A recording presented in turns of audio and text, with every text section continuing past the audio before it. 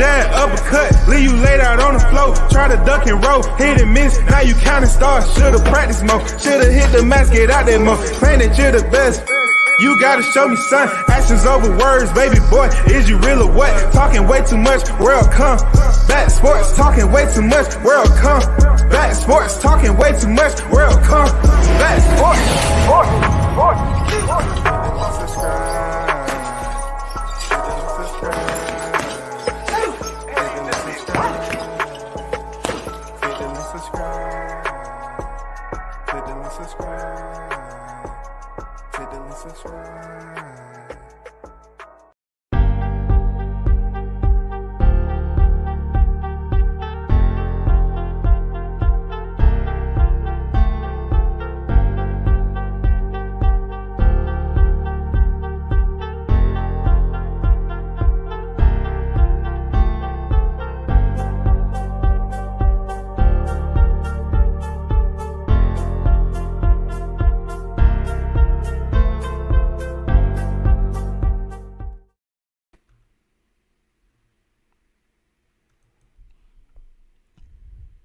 Good morning, everyone. WCS back on the boulevard once again. Man, shout out to Mr. Pass, the first in the building, man. Peace, WCS. Wow, yep, not a good look at all for him. Absolutely agree, man. Unfortunately, this is not the first, the second. You know what I'm saying? First of all, big shout out to the supporters of the channel. Man, y'all hit the like button if you're in the building. If you choose to donate, you know what I'm saying? Donate to the channel, man. None of this is easy.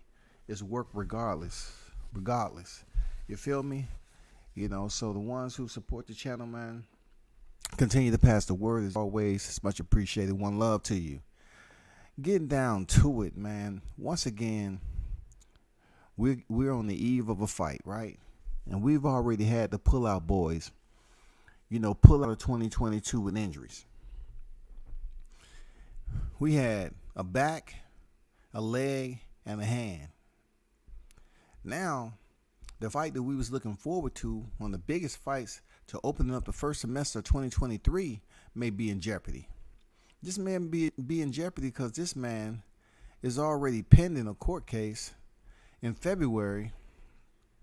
But first of all, let's get to the boxer himself, man. Gervonta Tank Davis, 27 victories, 0 defeats, 25 coming by way of knockout, Baltimore's own. You know what I'm saying? 3-division world champion, superstar, Tank Davis. He's on deck to appear in court February 23 on a hit and run case where he faces up to 14 charges. Now, if you date back to 2020, he was on camera now. One of his most worst incidents. He was on camera grabbing the mother of his child by the throat at a charity basketball game. Now, this was the worst that can possibly go down. Like this new domestic violence situation, a video haven't popped out yet. We haven't really been able to see exactly what happened. We don't know entirely what went down, how it transpired, or whatever, but when it comes to Tank Davis, man, we was hoping and praying, like, spread your wings, man, and fly away. You know what I'm saying? And take your mind there when you think that you're about to land and something stupid's about to happen. What have I told y'all all the time?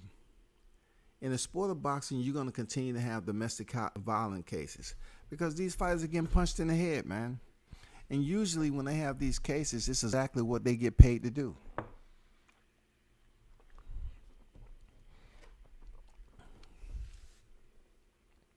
Y'all might feel that's a little bit insensitive, but I'm telling the truth. I'm telling my truth. It's my opinion, really.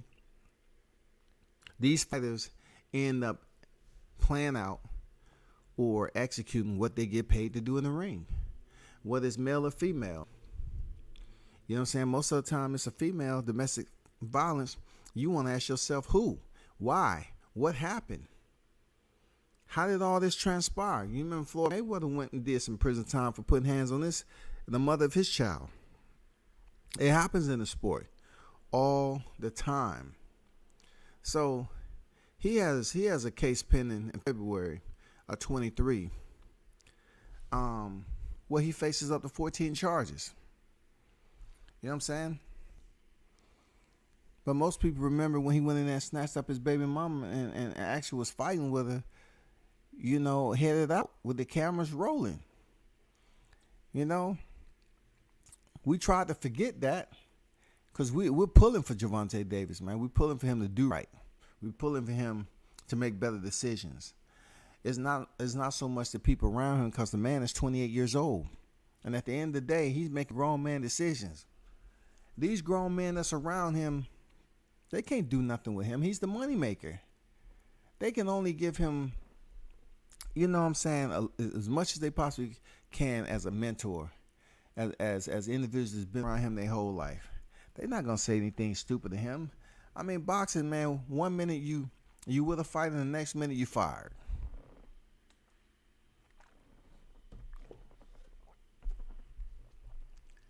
You think Kenny Ellis and Calvin Ford haven't spoken with Gervonta Davis? Absolutely. Absolutely. So, undefeated WBA lightweight world champion Gervonta Davis was arrested on a domestic violence charge in Florida on Tuesday, less than 2 weeks from his next fight, according to jail records.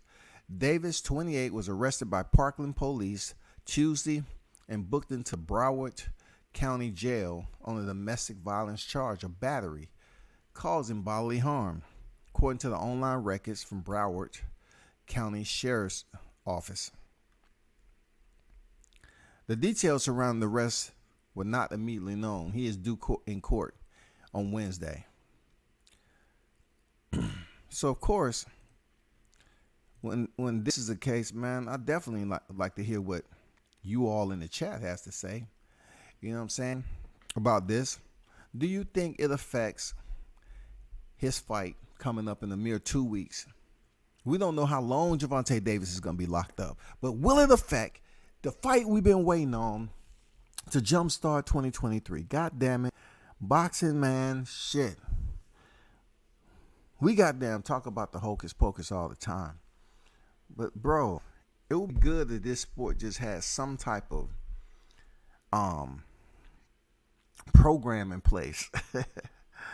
Oh my God! You at least to get two hours a month, 2 to 4 hours a month of therapy, where we can actually be comfortable with these fights taking place, and we won't have to goddamn be on pins and needles and saying, "Man, I know this fighter. This Gervonta. I don't know if I should put money on this motherfucker, man. God damn. I don't know if the fight gonna happen. I don't know." I mean, it's been good, man, for a minute. Then all of a sudden we get this. God damn. We got the hit and run situation. We got him snatching up the mother's his kids, man. And then another domestic violence case. God damn, man. Let me get to the chat. Big Blunt said, boxing on deck. What's good? What's good, fam? Toronto on deck, catching another case while going to trial is not a good look. Most likely he's facing time. Man. Look, we have one out that's wrong. We do have options. Once again, we do have options. You know what that option is? Alan Heyman. Alan Heyman may be able to get Gervonta Davis because the first domestic incident, the charges ended up being dropped. It took 3 years or whatever the case, prolonging it and all this shit. But Al Heyman, let's see if Al Heyman can get him out of this one too. Let's see, can Al Heyman get him out of this too? I agree the judge gonna pull his record and show he got a problem that isn't changing. Shaking my head. I think he needs to go sit down for a little bit. Time for a wake-up call. I disagree, Blunts. This is why. Because if he's in the ring, active, in fight camp, training, his mind is doing something to release that aggression. His mind is doing something that he's used to. He's acclimated, man. He's dialed in to training for war. He's dialed in for combat. So I think it's good for him to be actively engaged in fight camps to step in the ring. That keeps his mind going and racing, you know what I'm saying, focused on the target. If he's just sitting idle and he has no real forecast on where he's going, no real direction, bro, it's gonna be all bad. You just can't sit somebody idle like that. For them to think about it, this ain't kiddie world. This ain't kiddie world no more. It's 28 years old. It's just like telling a 28-year-old man to go sit down for a little bit and until you get yourself together, and then we'll call you. This man is 28 years old, almost 30, bro, in 2 years. He's doing what he's been blessed to do in life. So therefore, it's better for him to be in fight camp. It's better for him to be letting out that aggression on his sparring partners and in training, doing backflips, hitting the bag, going running. I think it's beneficial for him to be out there. You know what I'm saying? He's just got to goddamn calibrate it, get it back in. He's got to make better decisions. Real talk. He's got to make better decisions. Seriously. Tyrese, what's good? Teflon Tank be out soon. Yeah, man, I agree. I think Al's gonna come up, and he's really gonna, work his magic for now, and let's see how this case works. He already got one pending for February. Shout out to Marty King Boxing on deck. The card is stacked or cancel it and make Crawford versus Spence ASAP. They can't make Crawford versus Spence for February. You know why they're Marty King? Because goddamn Errol Spence Jr. has Twinkie feeling dripping out his motherfucking pores. He's not even nowhere close to 147, bro. He's not even close. He doesn't look like he even smelt the heavy bag. You know what I'm saying? He doesn't look like he know what a jump rope is right now by definition. PBC can put the entire undercard on Crawford versus Spence 2 months out. Let's go. No, not at all, man. Not they ain't gonna do that shit, man. Not at all. That shit sound good, but that ain't happening, brother. Hey, Scotty, man. Hey, hold on, right quick. Let me finish this. The big fight card ever in America. Cause I gotta stay up on my freaking chat. They say I be getting let my chat get behind. Jamal Neezy on deck. What they do, Neezy? Salute WCS in the chat. Salute to you there, Neezy. Appreciate you pulling up, man. Go ahead, Q. What's up? Shit, what's popping with you, man? First and foremost, I'm chilling. Yes, sir. Tank fighting like, well, supposed to be fighting what, like 9 days, some shit like that. Yeah, something like that. I thought he was supposed to be in Baltimore, man. What the fuck he doing in Florida, bro? Cause you gotta jump out of Baltimore to go get that work elsewhere, man. You just can't have your fight camps in Baltimore. Most of the time, Tank does have his camps all over the place. But I've been seeing him in Baltimore though. Like that's what they be going. I be watching the Rise podcast and shit. I thought they was in Baltimore. You gotta understand too. They got good work down there in Florida. You got all them damn Cubans, Puerto Ricans, Dominicans. You know what I'm saying? They got a lot of work down there, bro. So for him to go down there on his last sparring week and then come back up to Baltimore, I mean, that can happen, brother. I think. Okay. I mean, I was just checking. I hope he wasn't down there trying to get no pussy. Shit, I don't know what to put. I'm like, oh shit, you got a wrestler in Broward County. Everybody that's tuned in, Q meant vagina. He meant vagina because we already got Tank as the topic. So any ladies that's tuned in, he meant vagina. Yeah, man. Yeah. That poon. Hey, in the words of who used to say that shit? Poon tang pop. You know what I mean? Yeah, that poon tang pop, man. That poom poom. That poom poom. That poon tang pop, man. Well, I mean, shit. Yeah, it's crazy. I mean, I don't really know what to get about it. If he gonna get released, I heard he was going in front of a judge. Like this morning? He should already about an hour ago. You know, so I don't know. Tank in court right now. Shit. Yeah, he might be in court right now, and this documentation right here, it just gives his arrest number and just the basic information of Tank, his birthday, race, sex, arresting date, and all that. So he should be in court today. And then with that said, if they give him bond, he should be rolling back up to the Maryland area. You know what I'm saying? He should be en route. Yeah, they What's gotta going on, hurry up Pop? and get him out. Ain't much. Somebody told me Tank bailed out already. I mean, if that's the case, I mean, yeah, for sure. That's what Q said. Yeah, he should have bailed out already, and they gonna get back with old girl. What I seen was it said Tank is gonna be held until he appears in front of court at 8 o'clock this morning. He didn't have no bond. Yeah, it's 11 It's o'clock. almost 11. Tank got a paid lawyer. He was seen first. Yeah, I mean, I don't doubt it. I'm saying he could be out, but he had to appear in court this morning before the hearing and all that shit. You got to see the judge. So I'm not saying he is or he isn't. Look, y'all all over the place. Mother Key said, I heard he is scheduled for court hearing for bail till Wednesday. Today's Wednesday. I know that. You see how people are all over the place? Martin Key put this in here, talk. I heard he is scheduled for court bail until Wednesday. Nigga, Martin it's King been Wednesday, goddammit. He been up too many hours. He done forgot the day. See, people he all still over think the it's place, Tuesday. man. OG Ron still think it's Tuesday. I'm high. Hey, man, I'm high. we forgive you there, Martin King. We forgive you. Nigga, I'm high smoking in front of the damn police right now. They're across the parking lot, man. I'm in Texas. Fuck it. I'm going to run to the barbershop. They come to me. You know what, though?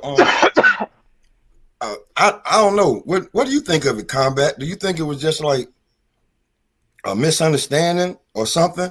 But because, of the the Megan Tory shit, if you're a celebrity, it's kind of touchy right now, anything. Plus he got the history. I don't know if it was like real, like he really beat her up or like what he did. Let me first explain this. If you're trying to use an analogy of freaking Megan and Tory, domestic violence is domestic violence. Tory Lanez was arrested for goddamn shooting the heel off Megan Thee Stallion. Yeah. He shot a hoof off the stallion, man. He ain't good shit. For real, he shot the hooves off her ass, man, and that's way different than Javante snatching up somebody or putting hands on somebody. I'm just saying though, like because with this culture is so touchy, I just think like maybe if they got into an argument and somebody called the police and he's a fighter, knockout artist at that, and they start bringing everything, he's this, he got, they gonna call him a knockout artist in court. Hell yeah, he's savage, he's brutal. Hell no. He got tattoos, it don't matter when you black, bro. Your ass just go to jail. Hey, you think they don't identify these boxers as they are in life when they go to court? Hell yeah. So-and-so have a record of 27 victories. With 25 knockouts. That means only 2 people went the full distance with him. He is a very savage person. And if I'm Tank Warrior, he is Q. And then they say, why would he put his hands on a female? He got 25 knockouts of grown men. Facts. Most of them bigger than him. And this little woman. Bro, and that's what I'm going to say. And I'm going to say this. If I'm Tank Lawyer, I'm going to say, now, ask the police officers, was she alive and awake when they pulled up? If she wasn't knocked out like the rest of them victims, like Leo Santa Cruz and them, I ain't touching you, Johnny. What the guy talking about? If you saying I'm the knockout artist, you should have been knocked out when you pulled up.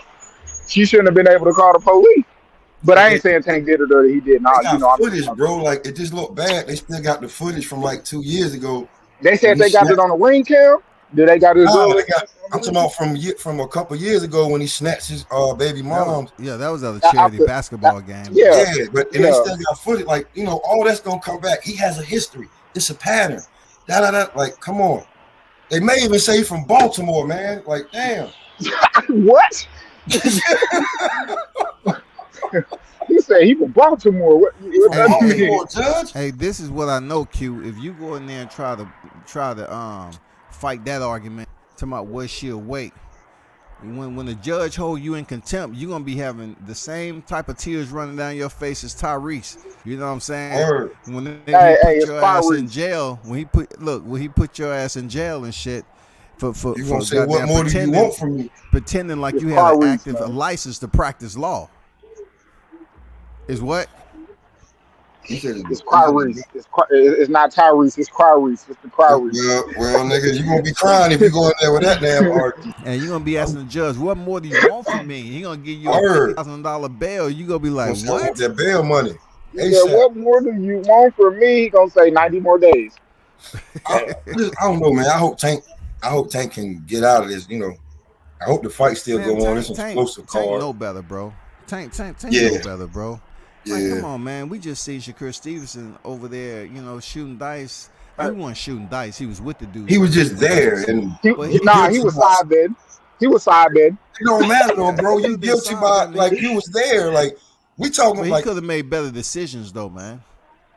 Yeah. Hey, Shakur was out there bitch trying to get a 6 and 8 bet. I'm just saying, bro. It's a party. It's Junior's party. You probably wouldn't think if you with them that anything's gonna pop off at that magnitude. Bruce Gas boxing jazz was good. They do that every Monday. I heard, but I don't want to. But you got to make better decisions. You're right. Takes my guy, and I'm like, damn. Man, if I'm Hector Garcia, I won't take to get out because I'm gonna turn up in the press conference, nigga. Hey, I'm gonna be bringing that shit up. You know what I mean? Getting you off your square, nigga. You know what I mean? No, man. Make it.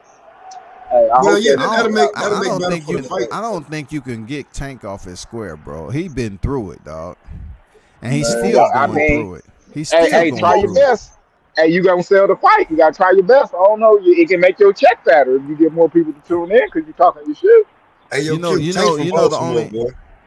the only time I ever seen Tank kind of lose his control or whatever when him and Tevin Foreman met up, and he just didn't like Tevin. Like he wasn't feeling his energy. He didn't want to be around him. And don't touch he me. He's like, don't touch him. He kind of lost it a little bit. But as far as everything else he get into, man, he know better. He know what domestic violence is. He know right from wrong. He's 28 years old, bro. That dude know how to backflip off the top rope, man. He know what's going on. Yeah, he know what the fuck's going on. I mean, he know the severity of the situations. He been through the shit. This not Tank first time been in jail. Shit, that motherfucker got like, don't that nigga got like a robbery charge? That nigga Tank been going to jail and shit like that, man. I just always wondered when they book somebody like Tank in the jail, man. What they put him in at? Do they put him in with everybody? Do they put him in a cell by himself? No, he with everybody. Tank looked like he looking like, damn, I should have ran. No, it don't matter if he would have ran. If they would have caught him on the highway, that's what state troopers do. That's what the marshals do. Shit, if he would have disappeared and he was down there in fight camp and they can't find him, they would have hit the highway. Be on the lookout, that bolo. They would have put that bolo out on him. Hey, that's how you would have had to catch me, man. I've been like, what you talking about, man? I just left. We had a little quick, you know what I mean? I'm back. Fuck that. But man, I don't know, bro. I think shout out to Tank, how you know they was how you know they was involved, man? She might have just been a groupie trying to get in and pissed him off. He's losing weight. He's cutting weight. You know how fighters get when they cut weight. And he might not been in the best fucking mood, dog, and swung on her ass. What make it domestic? Instead of just that. Goddamn domestic is always with a If female, dog. If she make the phone call, it's domestic, bro. Like, don't go there with me, bro. I had a damn I had an ACOD, motherfucking $300 fine, and I ain't touched the chick. Nah, I'm saying if you just get into a fight with a girl on the street, they gonna call that domestic. Like if I Correct. beat a girl up Correct. Yes, in a parking lot, that they yes. not Yeah. gonna say that's a domestic. They gonna say that's See, domestic. that's domestic. If you yell at her too loud and the police be like, they come get your ass, it's domestic. Look, Goes on your record. this is the definition of domestic violence, and it doesn't deal with no male, dog. Even though there's same sex marriage, this deals with a spouse, right? I take that back. It does at this point in time with everything that's going on with same sex. It does deal with same sex marriage, but it deals with a spouse. It's a violent or aggressive behavior within the home, typically involving the violent abuse of a spouse or partner.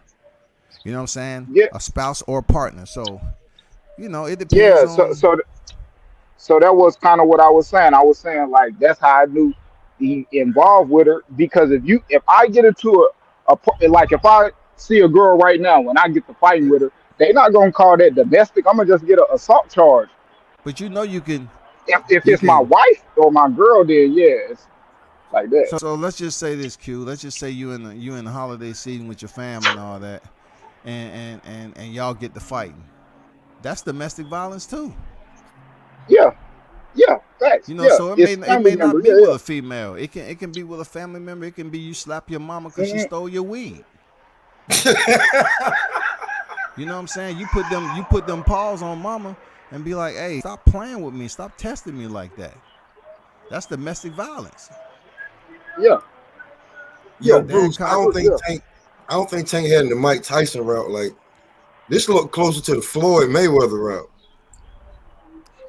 See, Mike Tyson route, he was dealing with rape. He was dealing with Yeah. just serious crimes with Man, somebody else. man. I mean, no, I'll take that back. I know where Bruce is going because it's Mike Tyson serious was with beating the the hit shit and out of run somebody. incident. It's serious with the hit and run incident now. Yeah, that's really serious. So he might be talking about the severity of the hit and run. I mean, all that shit's pending. He got that shit in February. He got this new case. I mean, it's looking serious for Tank. He might be out and come back to the ring to when he's 30 years old or something, 31 years old. Damn, this nigga said 30. He gonna most definitely be at 140, 147. I mean, given 1 or 2 years, you know, Yeah, he going up from weight class. this is Beats and Boxing. Shout out to Beats and Boxing on deck. Yeah, I seen that. I like He that. said, I know Tank. I know his trainer our fighters are on the same card. Long story short, in Baltimore, Maryland, we don't have self-defense law, but domestic is family member or wife, girlfriend. Okay, for sure. Appreciate that for Beats and Boxing. Word, You know what I'm saying? appreciate that. Shout out to you, man. Yeah, that's what I'm Dropping saying. that jewel on us. And but was it in Maryland or was it in? Nah, it was in Florida. He got Broward County. See, what I was trying to say is a family member or your girl, whatever. It's a Yeah, family member. That could be domestic too. So he might have got into it with a family member or a female or whatever. ain't no telling because they didn't say who it was. It just said Tank Davis goes to jail. Tank Davis goes to jail is going to get you likes and shares and views. You don't even know what it is. Tank goes to jail. See, people that heard me like I always say this about these guys. It seemed like time they come up on a fight, something happened. I said this about Broner a lot of the times. When he get close to a fight, free promo, he gets arrested. Something happened. You know what I'm saying? Same thing. Let me go back. Let me go back a little bit with Tank. All right. Back in 2020, Tank was arrested for that freaking incident. Let me try to dial this in if I'm correct. He was arrested for that baby mama incident in 2020. I don't know if that was before his fight with Leo Santa Cruz. Before or after his fight with Leo Santa Cruz. But I used to say about them cats, I say, man, every time they got a fight coming up, they get locked up. It's free publicity, man.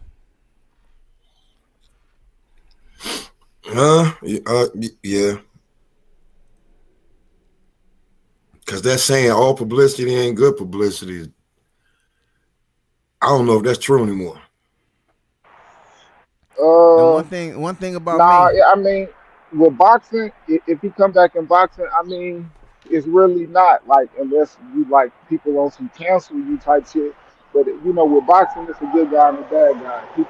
You got people not looking at you as a good guy and they look at you as a bad guy now. Then more people want you to lose. But I mean, yeah, it depends. It's and really not. another thing I can say, Q, is it's funny how boxing, the fighters that's getting in trouble, they get the more love. They get the most love and respect. They get the more attention to the fight fans than the ones who's doing Yep. what they supposed to do, and they get the most hate. So, I'm kind of like F the BS on these people, talking about what Tank is doing, because they glorify the ones that's getting in trouble and in the streets and have these problems. They glorify them. And then you got the ones that stay out of the streets and do what's right, and they criticize them every chance they get. Overlooked. Shit, even look at the people on the championship level. Shit, Devin Haney, uh, out of all them, him, Tank Shakur, he don't really do shit. He don't get in trouble. He don't got the police and all those type of things involved in situations. But Shakur and Tank, they do. They got publicity. Shakur, shit. We don't seen them punch the shit out of girls on cam. You know what I mean? So yeah, yeah, man. WCS, I noticed that right after, like right around the end of Lennox Lewis' career, what you said that we gravitate to the bad guys because we was all over Mike Tyson. He was the greatest thing ever. But see, what I'm talking about more so is in this era, they gravitate with the bad boys who's actually winning in the ring, and we have a reason to go see them fight. We have a reason to see Tank fight. Tank is a knockout artist, and he somewhat fits the mold of a Mike Tyson when we talk about physical blessings, physical gift. Yeah. But also he's getting in trouble out in town where he may end up behind bars sooner or later. Who knows? But all I know is the fans show Tank Davis mad love. You know what I'm saying? And they just treat this shit like he getting into like Beats and Boxing said. He said he didn't run and also going to be a fine. That's going to be probation already, done deal. See, they'll give him. He got the money for an attorney. He got Al Heyman behind him. Man, Al Heyman, look, what happened? Oh, so he got into it with a female. Is it on camera? Any film, video, anything? Okay, let's get in contact with her and see what's going on. I mean, they're gonna try to put this shit on the rug quick. You know what I'm saying? Unless you come into something where he didn't know the girl and he used the object to hit her over the head. And then comes assault and battery. Now we talking about a whole nother court case. Yeah, this shit just get crazy. You don't know the details. Just know that he was arrested. Bruce said many are violent individuals by nature, and that must be harnessed in order to achieve success in the game. I totally agree with that, Bruce. And the reason why is because no record is saying that boxing has a turnstile. They allow individuals entry into the sport from all walks of life. They can be locked up, felons, criminals, all that. They allow you, if you can come into this sport and learn how to train, they'll give you the opportunity to go in there and make money. And then some people have became legends, Hall of Famers. B-Hop coming out of jail. You know what I'm saying? I mean, no telling what Ike Ibuchi, if his crime wouldn't have been so severe, what he possibly could have did in the sport. You know what I'm saying? Sonny Liston back in the day. He had shit going on the criminal side of the house, but he was still boxing. I mean, it's always been that way, man. You have foxes going to jail. What was the guy, Hurricane Carter? Yeah. What he would have been. Yep. You right. You absolutely right. I mean, it's just the lay of the sport, man. Like, They're not going to freaking Christian Bible camps and began recruiting boxers out of there and say, you know what, God told me about you. Come on with that. You over here too. God told me in a dream the other day, you are special. Come on over here. Step on this scale right here. What weight class you in? Okay, put you in the 130 weight class because we feel that you can bring the spirit up in that weight. That's not the way boxing is, yo. It's not the way it is. Fuck that. You know what I'm saying? That's not the way it is. Look at James Butler and Richard Franklin. If that's the two people. I mean, look what happened to him, man. You know, been in a little trouble. Lost to Franklin again. And Franklin come over there to freaking congratulate him. Butler punches him with no glove on. You know what I'm saying? They taking the fucking Rikers Isle or whatever he was. He locks him up. You know what I'm saying? Gets back out. He comes back to the sport. They lock him up for a fighter, you know, with no glove on, committing a foul, turn into a criminal assault. They lock him up for a couple of years, and then when he gets out, he come right back to the sport. You know what I'm saying? I mean, that's just the way it is. Antonio Margarito got caught cheating against Shane Mosley. Suspend him, bring him back to the sport. Yeah, they said Bob put a lot of strings to get him back. Man, boxing has always suspended guys. In time when they suspension up, they get their license back, man. Come on, it goes without saying, man. Unless they go overboard like freaking Panama Lewis and Luis Resto and what they did to Billy Collins, you know, and when they ruined that man's career. Hey, not everybody can catch shit like that. Like, just think about that. Just think about all the shit in the rematch what they was talking about with Tyson Fury and Wilder. But Billy Collins' father was so so astute and tuned in that when he touched freaking Luis Resto's glove and he felt there was barely any padding, he was able to get the gloves confiscated that night. Commission confiscated the gloves that night, and that's why they end up going to jail.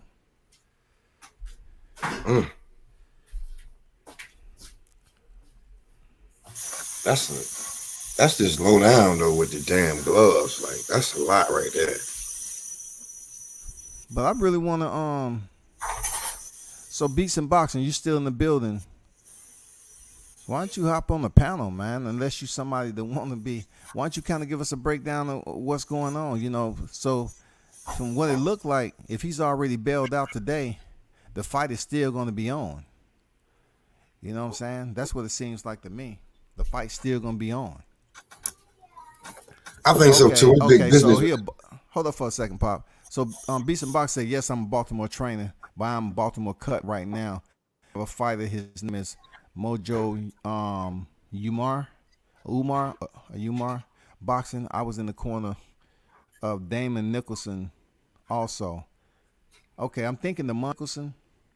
If that's the case, shout out to Mon Nicholson, man. He the one that went.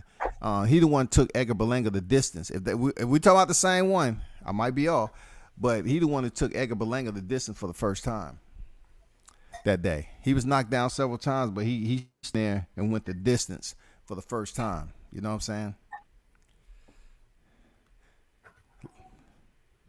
Yeah, Ronnie Lau. Let me see. Umar Jim Cutman. Books Before Looks. That was Richard Grand, who Butler sucker punt. Richard Grand. I thought it was Franklin. Richard Grand. Thanks for that info. Some reason I was thinking it was let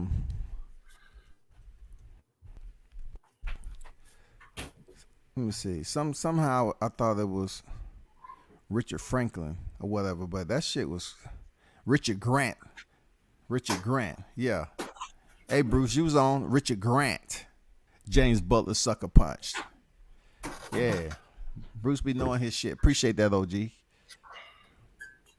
Shout out to Shaw News and Sauce Experience, a.k.a. Showtime Sean Deck, man. This charge is a bad look for Tank having a boxing contract with Showtime Boxing, who is a major corporation, the moral clause.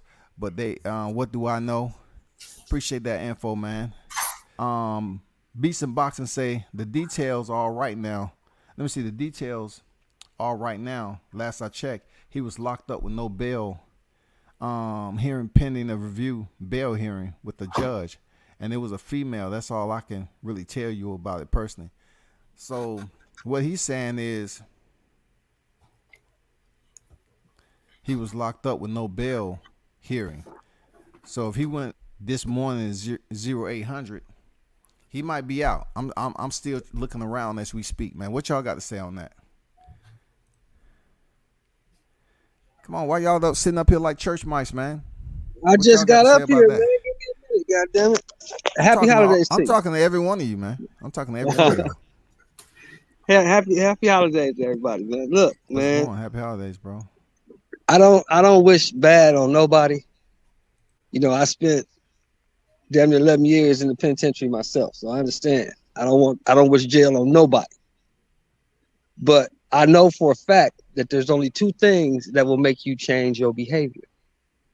It's either going to be extreme pain or jail or extreme consequences. Behind them balls. Those things will make you change. Mike needs to go sit down for a minute and look at how he living, man, because you just having shit back to back to back, and you fucking up the bag. You got to change your mindset, how you see things, because this shit is not working for you, obviously. It's not working for you. You are in a position to make millions, and then you put yourself in this position. You put yourself there. So whatever happened in that house, you could have walked away from it because you got too much on the line. You are the breadwinner. You are the man that's making the money in that situation. You have to think. Use your head for something other than a hat rack and think. Is this shit gonna affect the rest of my life if I make this decision? But he don't think like that, obviously, because he keep getting into situations. Number one, the driving situation. He should have been driving in the first place. Why are you driving? You're a multimillionaire. Why are you driving? Now you putting your hands on people. Come on, man. You got to make better decisions, brother. And sometimes, I hate to say it, but it takes for you to go sit down for a minute so you can get some clarity and see yourself, not for what you have two pictures of yourself. Stop seeing yourself for what you think you are and see yourself for who you really are. And then maybe you can make some changes.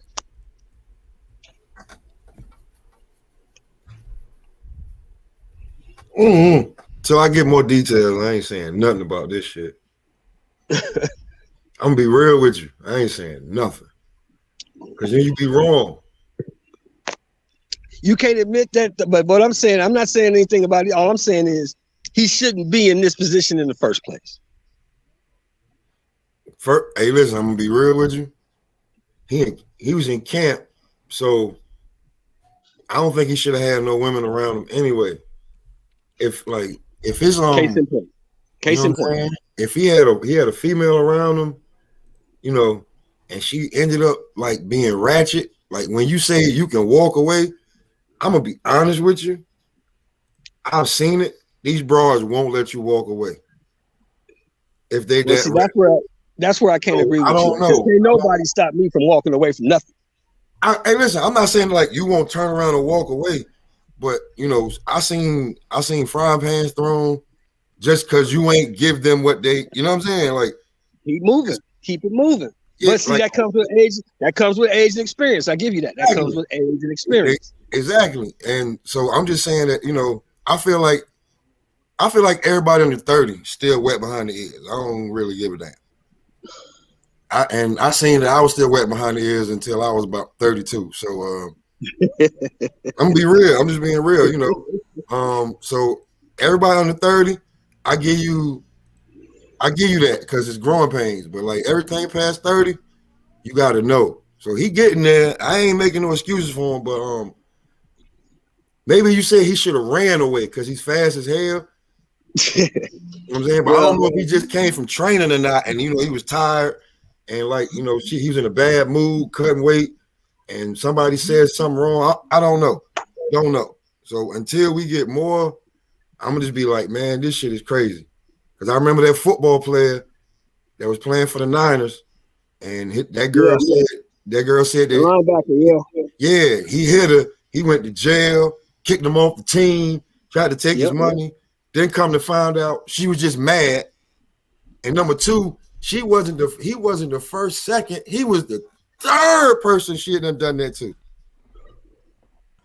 That man got kicked out of the whole state, had to go to Arizona and play somewhere. And I don't even know if in the league. So no, he out the league now. See, and it's like they don't have the same headline when they say, "Oh, she lied." It ain't the same headline. But boxing is different than a team sport, man. Boxing have people you gotta answer to, like not boxing, football, and all those other sports. You know, they have people commission you got to answer to. With boxing, it's a non-regulated sport, so who is he answering to? He's answering to the authority. So that leaves room for people to come in with the money and to make these little small arrangements and everything. But look, when these other players like football, basketball players, they got to answer to being suspended. They got to answer to this. They got to answer to that. Who's suspending and they also him? Have who's suspending him in boxing? Who is suspending this man in boxing? Who is he gonna get suspended for if he didn't pop dirty on freaking whatchamacallit on a test or anything? They're not gonna suspend him just for being arrested. Yeah. And they also have clauses in those NFL, NBA contracts, moral clauses, and they have classes that teach you about this and that. They tell you don't do this, don't do that.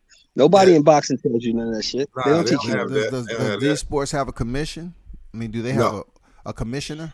Football and basketball. You like every other sport does, but basketball. But boxing doesn't. So they have somebody to answer to. They have somebody that's the controlling authority that can make decisions on punishment and shit like that. Boxing is just open end. You know what I'm saying? Boxing. It's just like the boy that just got all that time from the Raiders, the receiver.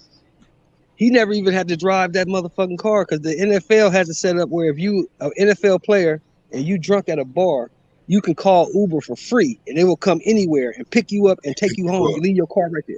Yeah, you go. So he never even had to drive that car. Yeah. Salute to the panel. Salute WCF. Yeah, what's going on? The man himself, you already know, Mr. Gumbo, A.K. Hodge, on deck, man. What's going on? What's going on with you, Chris?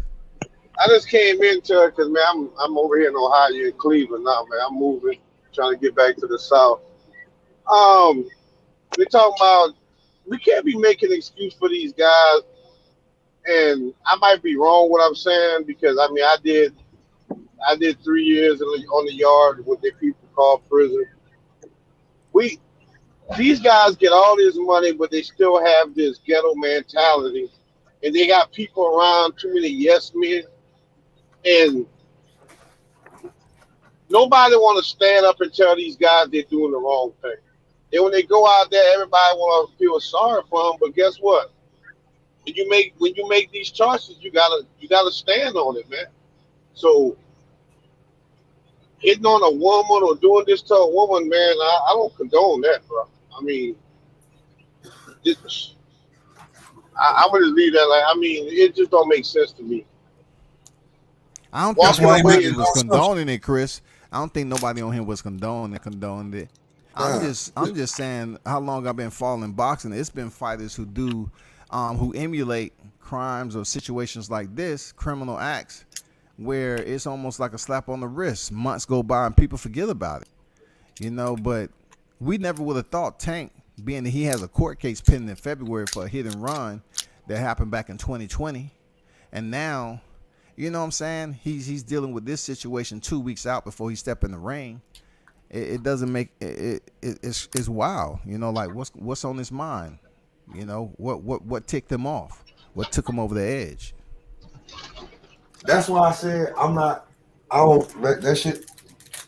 Let more information come out. He could have been trying to get a like Gumbo was saying. He could have been trying to get a yes man motherfucker away from him. We don't know. All we know is that Tank Davis, the PBC. I'm lying. Showtime's brand new shiny new toy just caught a domestic charge in Florida. That's it. We don't know nothing else. Was it on a female? Hey, who got that stuff in the background, man? Who got that in the background? That might be me. Oh, okay. That's all. That's all we know. Like Gumbo already done. Like he almost convicted him, but then he was like, you know what? I'm gonna leave it alone because once you say it, you're done. That's just like the guy. Like I was talking about with the football. Like he didn't even do anything, and he's out of the league. It's not the same headline when they say it was my fault. I'm sorry. I was angry. I just wanted him to feel like they don't. It's not the same headline, and we've seen that before. I ain't saying Tank is innocent. I'm just saying before I jump the gun, I'm gonna see. And then when you went on before you had cut me off, I was gonna say it's big business over there at Showtime. They already put a lot of money in the Tank in his car, so the show will go on. The Tank just had to deal with that later on. But My thing is, oh my bad. The thing for me is this: he's been through this before. He done seen this happen with Rolly, and he been through this personally himself, been in charges before. He should understand at 28 years old by now. Hey, look, I gotta move different. I can't do the things I used to do. But Rolly's situation never materialized in anything that was considered to be true, though. Right. It was never true, but he saw how the implications affected that dude, and he's seen in his own life that if I make the wrong move, it could fuck up my bag. He got to learn from this. He got to learn. He should have learned from the last situation, the car wreck and all that. Now he got this shit going on. He gonna have to sit down and evaluate his life, man. His life is way more important than all this shit we talking about. Maybe everybody's not fit for sitting down, Sheldon, because sometimes people sit down. It only causes them to think too much. It causes them to think more, and that brings them closer to the chaos, man. Everybody can't sit down. That's the whole thing. Everybody got to walk around and shit and get away. And that's my point. Sometimes they need to sit you down. The only way I slowed down is because somebody had to sit me down. You understand what I'm saying? I had to get sat down to sit down and think about what I'm doing. And maybe he needs the same thing. He needs to go sit down for a minute and think about what he's doing away from everybody in that 6x9 by yourself and sit down and think, what am I doing? Because I don't have to be here. I don't know, man. I don't know about that sit down terminology, man. I think that shit is just overly used, overly hyped. Not everybody. No, I'm not speaking from no overly hyped sample. I'm speaking from personal experience. I had to be sat down so I could change how I viewed life. That was for me. Yeah. I'm not speaking for nobody else. I'm saying maybe he needs that to sit down and think about what the fuck he's doing. Because obviously what he's doing is not working. Obviously. But what has Tank been doing since the accident? What was it, 2020, 2019? I'd be a fool to sit up here and say I haven't seen no changes in Tank. Man, shit, I'd be a fool. I'd be a hypocrite. Man, like I know the man. I look from where he came from and what he's been trying to do in boxing. He has made changes, significant changes. But yeah, it's incidents like this and others that bring him back to the surface and people start talking about it again, put him in the headlines. But I don't think he's out here just thugging out. Yeah, I don't think so either. I don't see him thugging out like this. Like he's changed, man. He has some changes happening in his life, and he could be knocking motherfuckers out any chance he get, for real.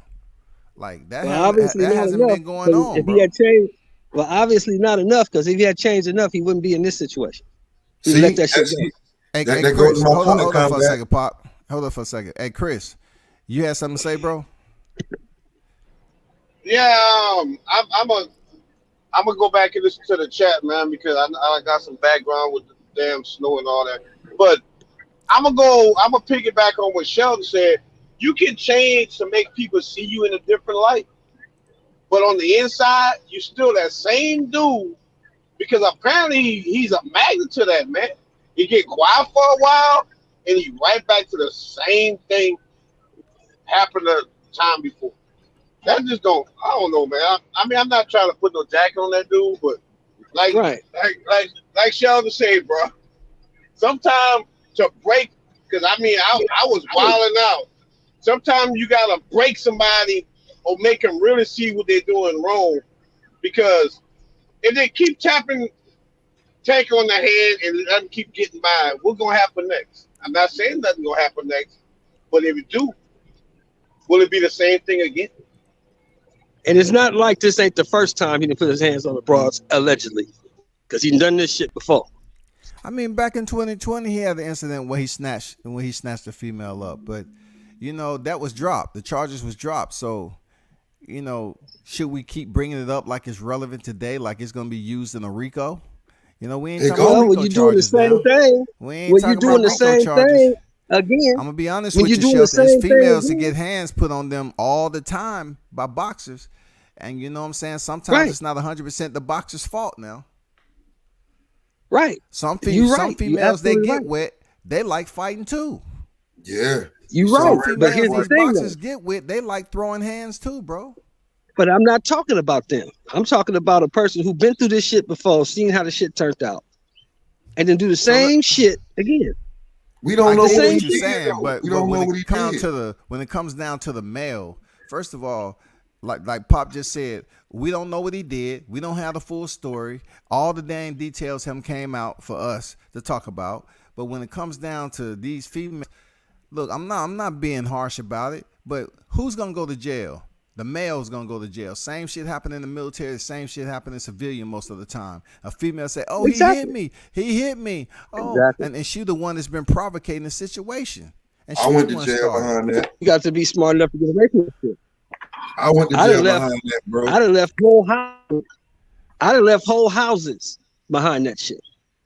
Shelton, I went to Left jail off behind everything that. I and was moved out. nowhere near the female. I'm gonna keep it a buck Yeah, with you. I didn't. Hold on, Yeah, wait, I'm gonna keep it a buck with you. The girl's sister pulled a knife and ended up cutting my father on the hand. They right, took her sister to jail. She right. got mad on everything I love. The bitch had just went and got her abscess pulled out of her mouth. She said, "Look at my jaw. He hit me." I ain't even know. I'm getting ready to walk away. They said, "Mr. James, I'm not gonna say her name, said you hit her. We know." The cop said, "We know it's bullshit. We're gonna give you a $50 bail when you get to the precinct, but we gotta take you down there." I still got that shit on my record, bro. Yeah, yeah, I was nowhere near her. I was yeah. 100 feet from her. She said I hit her. I'm just the guy. What you think they gonna do to Tank Davis? I had the But same see, thing happen to me. Like I just said, I had the same thing happen to me. Broad say I hit her. The police came. They knew it was bullshit. They just told me to leave. But when I left, I never returned. Whole house full of furniture, cars, all that left. Never returned because you trying to get me fucked off. You trying to put me in jail. You was lucky to leave. Hey, hold They- on for a I second, Pop. Hold on for a second, y'all. Hey, Troy, who are you? Yeah, this Beats and Boxing. This is Troy. Oh, what's What's going going on, on, Beats and man? Boxing? Good to have you on, man. I feel they're Yeah. Yeah, dropping some man. info, bro. Yeah, man. Hey, it's been crazy. People been just saying stuff, Right. Yeah, saying stuff, saying yeah. stuff, saying stuff. So I'm here to, go ahead and make some So reality truth, you know. So y'all, you can ask me whatever, because just a little background. I'm a cut man at Omar, which is up the street from Upton. I did work with Upton. Our boxing gym and Tank, their gym, we do shows together. So we help each other out. We train, each other fighters and things like that. So yeah, do you be on the Rise podcast sometime or not? that's senior. That's senior's thing, and but what's crazy? You'll see me on the Rise. You'll see me on the Rise podcast on fight days, Okay, I when got you. like in the background, Yeah, because I can't help it, because senior always got that goddamn camera behind I got you. So me. Yeah. when did you first hear about this, man? Like his situation. Um, What can you tell us without getting any details that might be anything? What did you hear about this situation? I got a phone call from uh one of our mutual friends in Florida, out of Camp Cunningham, and told me, that Tank was locked up, and I was like, "What happened?" And they were like, "Well, it's domestic," and I'm like, "Oh Lord," like here we go.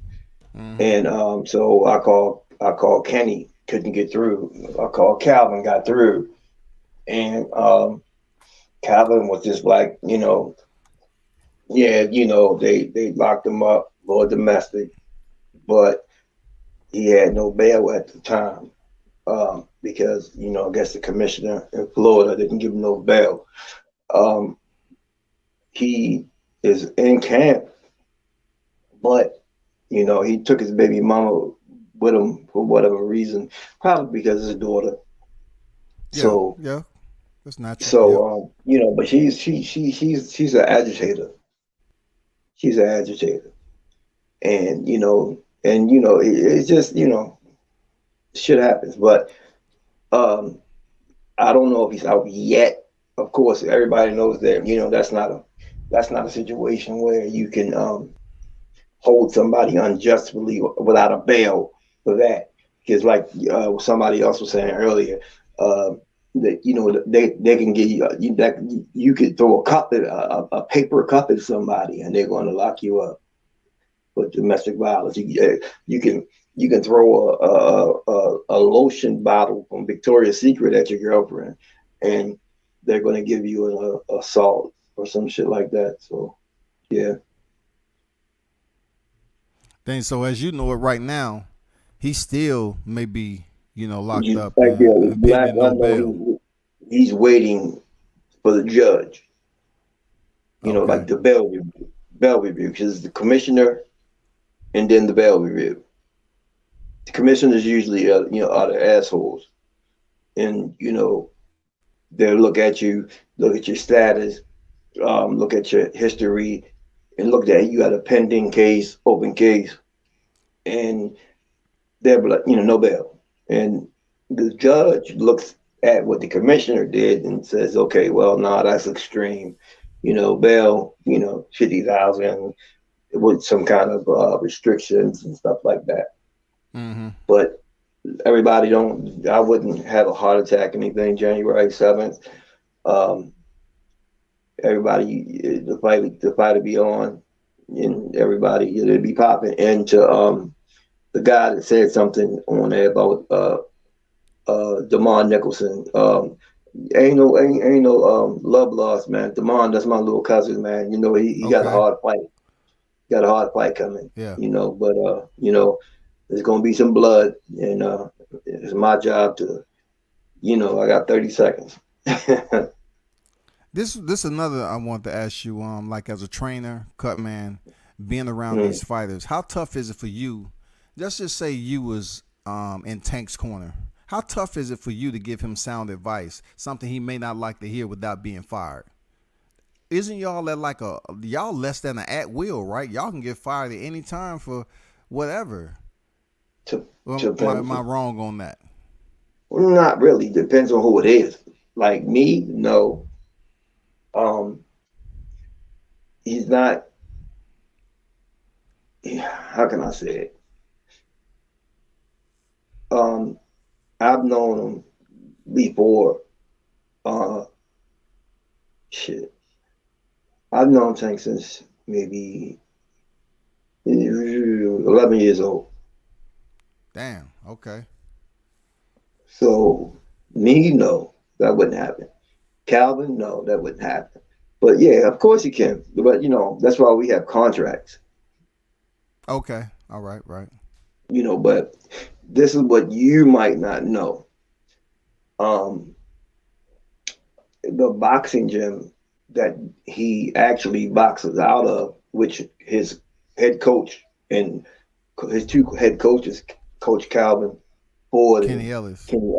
Kenny Ellis, is a city-run gym, Park and Recs. Hmm. So they got the from 5 to 10. They got just anybody that signs up comes in there, trains, their classes or whatever, and then before that time period or after that time period, then the gym is open for tank training. Then they do the podcast after that. So you know, but I got my own boxing talk show, so that's why I don't really deal with the Rise podcast. But Calvin did ask me, did I want to, be a part of it, and I told him no. So that was that. But yeah, I just always I heard different stories about certain trainers really being at the mercy of. I understand y'all been locked in with Tank for a long time, like Kenny Ellis, right, Calvin Ford, yourself. I yeah, understand. It's good for you to break that down. And because some people kind of made it seem like no contract was involved most of the time with the trainers, and then nah, it's not that. It's not that. See, like the other week, man, and it's crazy because Devin Haney's father was talking some shit, and the thing is, like Calvin's Muslim, I'm Muslim, and the Haney's, they're Muslim. So, why you gonna, you don't do that to your Muslim brother. That's number one. Number two mm, is like, you don't know what Calvin makes. You have no idea what Calvin makes. Calvin doesn't have a child, that's the boxer. Calvin has, you have no idea what Calvin makes. Calvin is the head trainer right now for about 15 pros. dang, And I don't know if you know how much a head trainer makes, but they make anywhere between $50 to $150 an hour. Yeah, not, and that's just what it is. yeah, So, and then you got like, managerial things going on. You got GTD promotions. There's going to spots open for the people that's been there. They ones for that. So like Devin Haney, he's a pillow fishing fighter. He's just like he's a small version of Anthony Joshua, and so he needs to make all the money that he can, and then that's that, because Tank is he's a what they might must see TV, because everybody wants to see him win, but at the same time, people want to see what happens if he gets close to losing. They want to see him get wobbled. They want to. It's just like another, next generation Floyd Mayweather. They want to see. They want to see him lose, but they don't want to see him lose. But they yeah. want to see if he can. You know what I mean? But man, y'all haven't even seen. Y'all maybe seen about 40% of what he actually can do. And that boy is he's yeah. Let me ask you He this. I got Shelton on the panel. I kind of differ from his opinion, but he's saying that Tank Davis is not going to really understand his reality until he sat down and able to think about it. You know how you have the saying where people saying, you need to sit down so you can process and think about how important what you had outside those walls meant to you, and then when you come back out, you should be changed. What do you think right. about what he mentioned? If that was the case, like prison would not change him. He would be the same person coming out, going in, because that's just him. He has matured a lot from knowing him. Personally, he's matured a lot, and that's because of those two babies. But Yeah, he said that. so if you look at him 5 years ago, matter of fact, just look at him from let's go back to when he got his first title from Pedraza. Okay, let's go back there, and then let's go back to now, present day. Okay, he was just wild back then. He was wild, you know, and somebody always had to go get him, or you know, AB, you know, AB stands for always bipolar. He had, I'm like, I'm not dealing with neither one of these two mofos, you know, like they was wild, but Tank backed up off of AB on some old grown man shit. Like, I got to take care of my family. I can't be out here partying, blowing all my money. Okay, I need to sit down. I need to think about a out plan because I'm not going to box very long. He doesn't want to box long. You know, he wants to box long enough to become, you know, a promoter outside the ring without fighting. Mm-hmm. So he doesn't want to mention that recently a lot. Who's that? I heard him mention that, you know, when he was doing these interviews leading up to his promo. Yeah, definitely. You know, All Access, man, is coming up. It's on HBO. I'm sorry, Showtime coming up, and you're going to see a lot of personal things on this All Access leading up to the fight. You know, because the fight is, you know, so not too far away. So I mean, watch All Access when it comes on Showtime, and you'll see a lot of personal things, man. But what Tank did with this fight is this: he got a lot of fighters from the area that he likes, and he put on a lot of people from my gym, his gym, like you know, Mia Killer B Ellis, she's on the card. Yeah, Kenny Ellis' daughter. Yeah. Yeah, oh, she's mean, man. She going, hey, that. You know, I cover her first fight, Coach. I covered the first fight when she made her debut. You know what I'm saying? Yeah, down here, down in I think it was Baltimore. She made her debut, or Atlanta. I think it was Baltimore, right?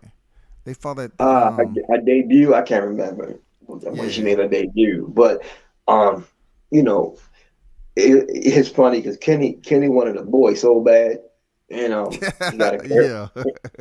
And he got a girl, you know, and it's like, but it didn't matter because, like, you know, she's the truth, and you know, we had Malik Warren at the gym, but he's not there.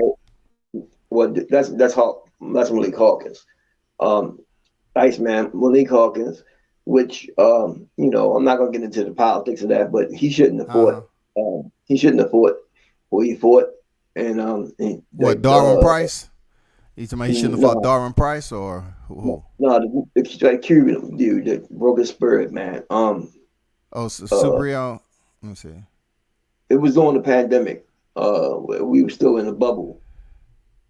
We were stretched thin. Was it Subriel Matias? No. The Cuban guy, the guy that got knocked out by Who did he get knocked out by? I'm about to find out right now. I'm about to find out right now, Coach. Yeah, please do, because I want to know. Because he only has two. Yeah, it was Subriel Matias. Yeah. Yeah, that dude. In 2020. That dude was serious. Yeah, he was serious, no doubt. That dude was serious, but he broke. He broke Iceman's will, man. He you know, and he ain't been the same since. You know. Damn. And yeah, and then Malik Warren, the King, he's still signed with TMT, but he's not with the gym no more. A lot of people clash heads with the coaches, you know, especially like the fathers. They don't understand, you know, like if that was a football field, you wouldn't run out on the 50-yard line and tell your son what to do. You know, you would sit in the bleachers and yell it from there. You know, you can't get in the way of the process. Every coach has a game plan for their fighter. And, you know, in training camp, you might not spar until like the until a month in, 4 weeks in, then you might spar, or you might spar the first damn day. It all depends on what you need, you know. And as a father, it's hard for them to look at their children as anything less but great. But as us coaches, we look at them as we want them to be great, but we see the flaws like anybody else would see. So we can, we work on those things. But his father, it just didn't work. So he left the gym, and that's that. Demond, I worked Demond's corner in Maryland, live at casino, Arundel Mills Casino, Jeter Promotions, and Demond got a 6-round stoppage. It was a good fight. Who else? Demond's on that card too. Boots is on the card. Yeah. And Tank said that he wants all the local fighters, meaning like Pennsylvania, New York, Baltimore, Virginia area, Philadelphia, on the card, the ones that he likes, because you gotta have a stable of fighters, and he's already looking for his out, because he knows it's going to happen. And just for everybody, that wants to know, like, Tank doesn't do no ducking. If anything, we had to pull him back, because he want to fight every goddamn body. It's whoever they put in front of, him, because Calvin runs the camp as a company. Everybody has their position. So Leonard Ellaby, whatever Leonard Ellaby would set up, that's what it would be, and that's it. If Leonard set up some tomato cans, then he will go fight some tomato cans.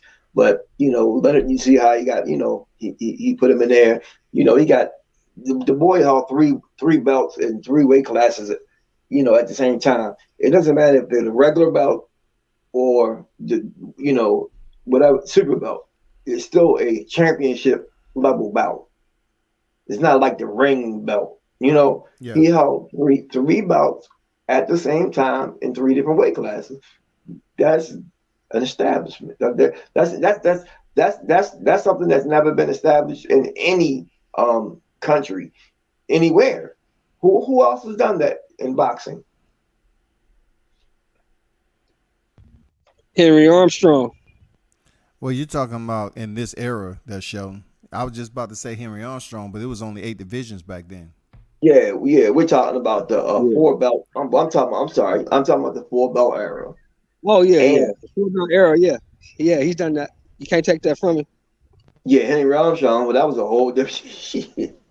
Well, they done. Yeah, that was. They went 20 rounds, and then they didn't have 8-ounce gloves. Well, they had a bunch of tape wrapped around their thing. Yeah, 4-ounce gloves, 6-ounce gloves. Yeah, you're right. Yeah, man. Yeah, but like Tank should be out today. He should be out today. I don't see no reason why he wouldn't be out today. And it's no reason why he won't be out today. But man, we got a guy out of our gym. Hey, hold on for a second, Coach. Hold on for a second. Hey, Sheldon, did you have a question for him before he transitioned? Did you have a question since you're another member of the panel? You know what I'm saying? Yeah. You have intimate knowledge with Tank. Like you say, you know him personally. So, and you've seen the changes. We haven't. We just on the outside looking in. My whole comment was that you keep getting involved. This is the second time you're involved with. We don't even know, like the man said, we don't even know if it's a woman or a man, but you're putting your hands on somebody. It's a woman. He said it was the mother of his kids.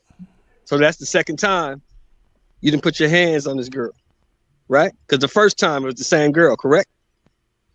I don't want to put my neck out there, but I'll say that it was one of his baby mama. Okay, so all I'm saying is you have to, at some point, you 28 years old. At some point, you got to look at your life and how you living it, because all this other shit that we talking about is great. 3 belts, 3 divisions, must see TV. All that's great. But if you ain't living your life right, all that shit's gonna go away. Yeah. You got to Yeah. be prepared to deal with life. Life is the toughest fight you ever gonna have.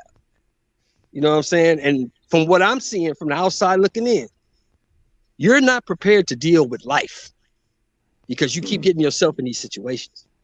You got to sit down and reevaluate your life because your life is what's most important. Not this boxing shit. Your life is what's most important. You got kids.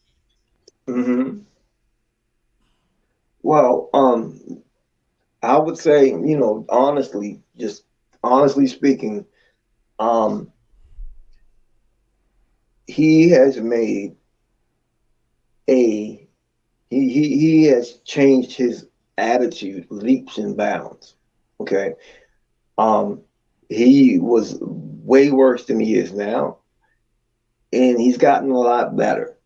Um, you got to understand, his mentors are all ex-drug dealers, kingpins that turned their lives around, and showing him the right way. Tank has a mentality of, I'm gonna do what I want to do, but he does listen to people that's been there from day one. Like I said, now that when he snatched the girl up uh last time, yeah, he got it by a collar. I'm not making no excuse, but he shouldn't have did it. Absolutely. You know, he has a temper, a really bad temper. You know, when like he doesn't think in the moment.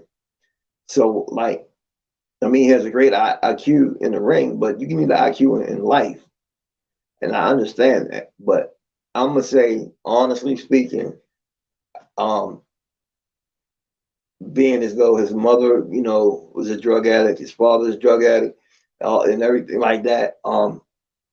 He truly gets that life is not cookies and milk, and this is his way out, his meal ticket, and he gets that part.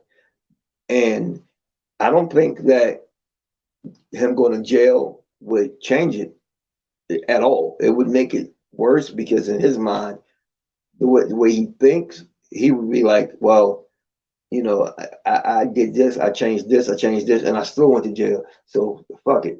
You know, that's just the way he thinks. I mean, when you were 28, you know, you wasn't, you thought you was grown. He's still not. I mean, he's still a kid. So I say this, you know, ask me that same question in about 7 years because he's still a kid. You know, he still has growing growth to do as a mature man. Um, he's changed. I mean, he's changed so much because if the version of him that he was to the version he is now, y'all would not like that person. You know, he would not be likable. He would not be sellable. He would not be marketable because he was just a little fucking like he was like basically he was like a little bully. You know, and he learned that hurting people was not good, of course, but he channeled his anger into boxing. So he learned that. So if he learned how to channel his anger outside of the boxing ring, same way he became a world champion, he can become a great father and a great citizen of Baltimore / Atlanta. But I understand what you're saying, but no, I don't think that it's going to take nothing else to change him. That's my just honest to God personal opinion.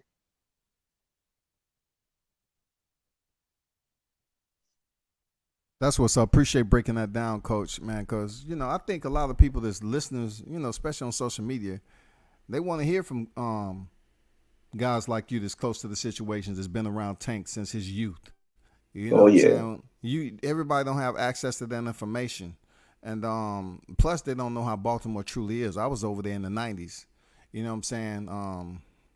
My baby's It's mother different. actually is from Maryland, and it wasn't nice back then. You know what I'm saying? It was a whole lot different back in the 90s, for real. No, You know, just I the whole wish. point of going watch the movies, and everybody Yeah, had their own shit, dice game going in there, smoking weed, all that shit, dog.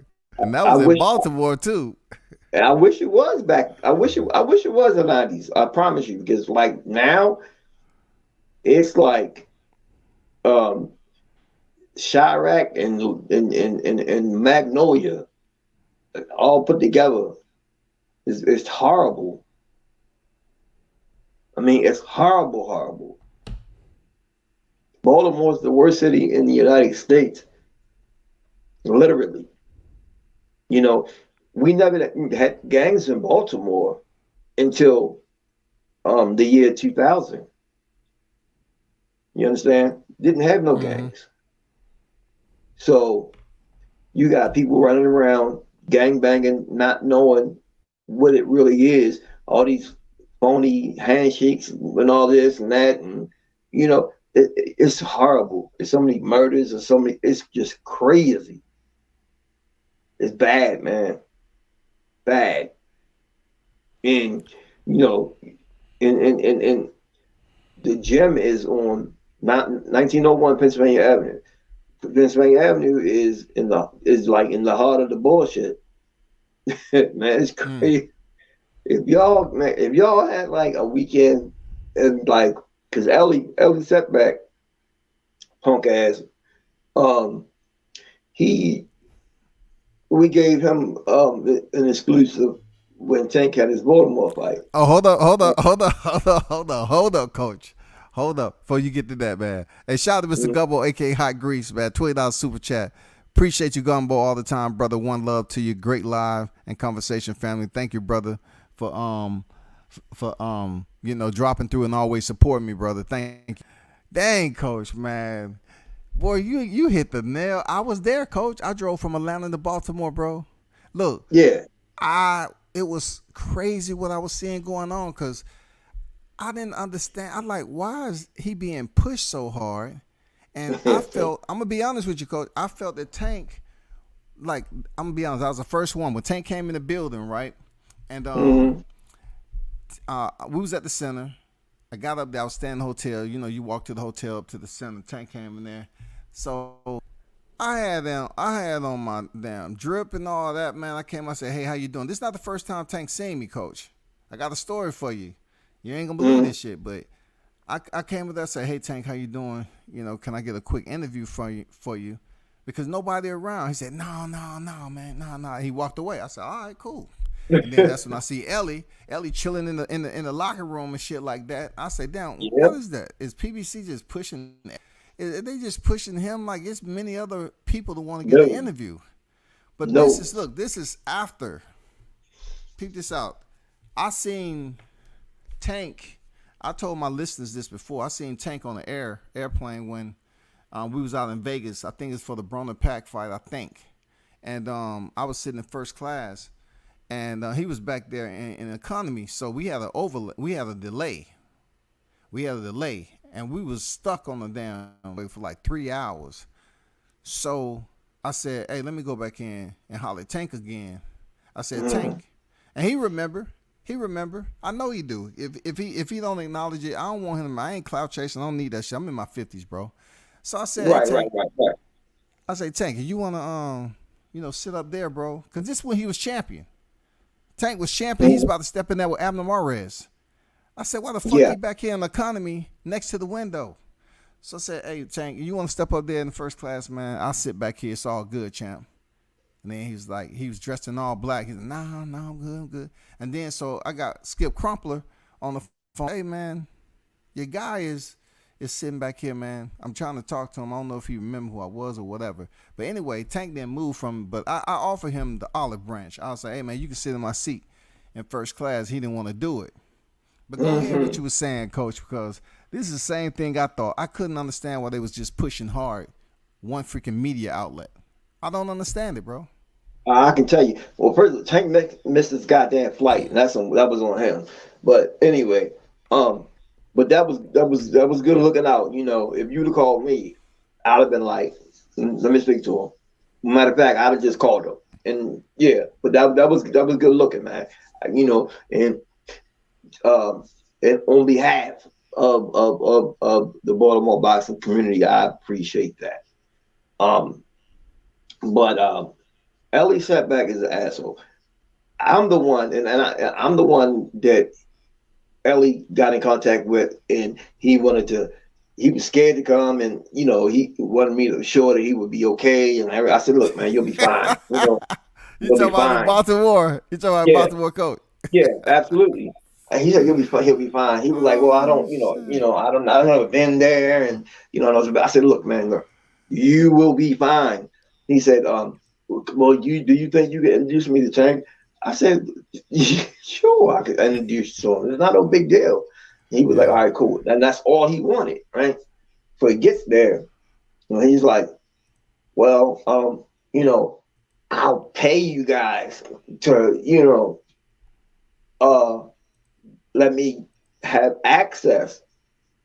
So Lauren is one of the guys you don't see. If you see a white guy, a bald head white guy, um, I know exactly who you talking about. oh, you don't. Well, no, I'm talking. I'm sorry. Yeah. Well, you would know. Lauren.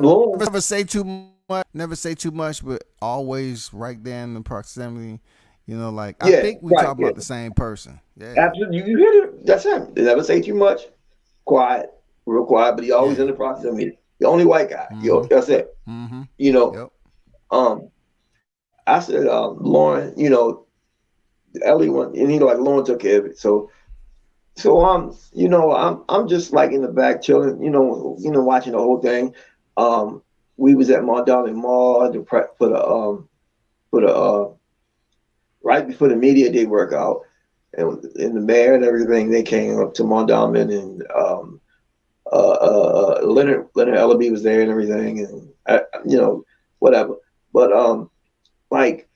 like he was stuck up Tank's ass, man, like the entire time. And he paid though, but he paid to do that. So um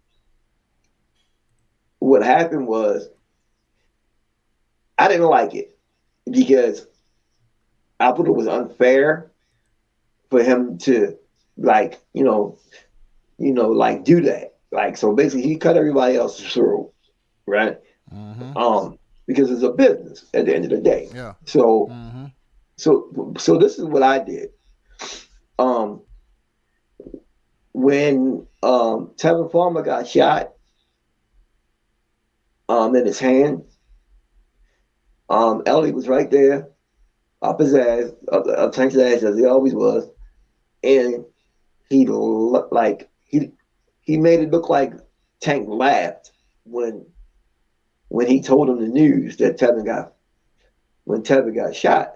He Yeah. he Uh huh. he cut it to make it look like Tank laughed. Correct. I get you. Yeah. Uh huh. But I was right. I was right there. Tank didn't laugh. Tank was like, "Yo, is he okay? Everything good?" You know what I'm saying? But he edited it and make it look like he laughed. Nobody seen this shit. I said, Kenny, watch this. Go watch such. And he watched it, and as you see, Ellie ain't been around too much now. So, um, you know, I think he's an asshole. I had to get rid of him. He had to go. Cause like I didn't like how he snaked his way in, and then he was just like he was blackballing everybody else, and he really was like he was like like I thought he was being pushed by PBC. You know what I'm saying? oh I'm independent. no I look, no I look, look. I was just seeing Ellie everywhere with all these fighters, man, and then other media outlets. They couldn't even get the exclusives, man. Like I couldn't get it. Like when I went out to Baltimore, I was so happy to get up that motherfucker, and I was like, man, Tank up here fighting Ricardo Nunez, man. I'm happy to see him in his home backyard. That was that's my right first time in his home backyard, and I kind of have familiarity with B more. So when he got there and he said, no, he was just And then I started seeing, I saw Ellie following him around everywhere. I said, how is that happening? Like, how is he all of a sudden? And Tank, say what you say, Tank was being extra nice. He was being nice to Ellie. Like, you know what I'm saying? He was giving every exclusive, and he's still been doing that from what I see. Like, he showed he ain't mad been doing love it to lately. Ellie. He ain't been doing it lately. But that's Floyd's boy. He ain't been doing it lately. Yeah. But no, Tank likes the play. Tank likes the money, Yeah. and Ellie gives him a percentage of his timeshare, like time. He however he broke it down, like the YouTube views, so many hours and this and that. Long story Oh, short, so Ellie giving Tank a percentage of the video of the the, views and whatever the there revenue you makes off that. go, Okay. there you go. So, any in that fight, he paid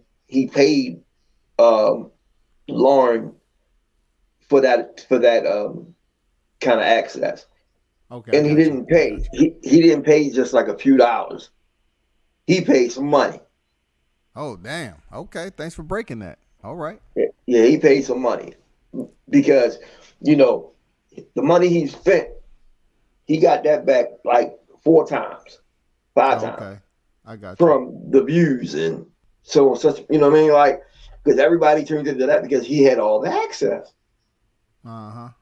And I know you had to be here because there's no way you would know that.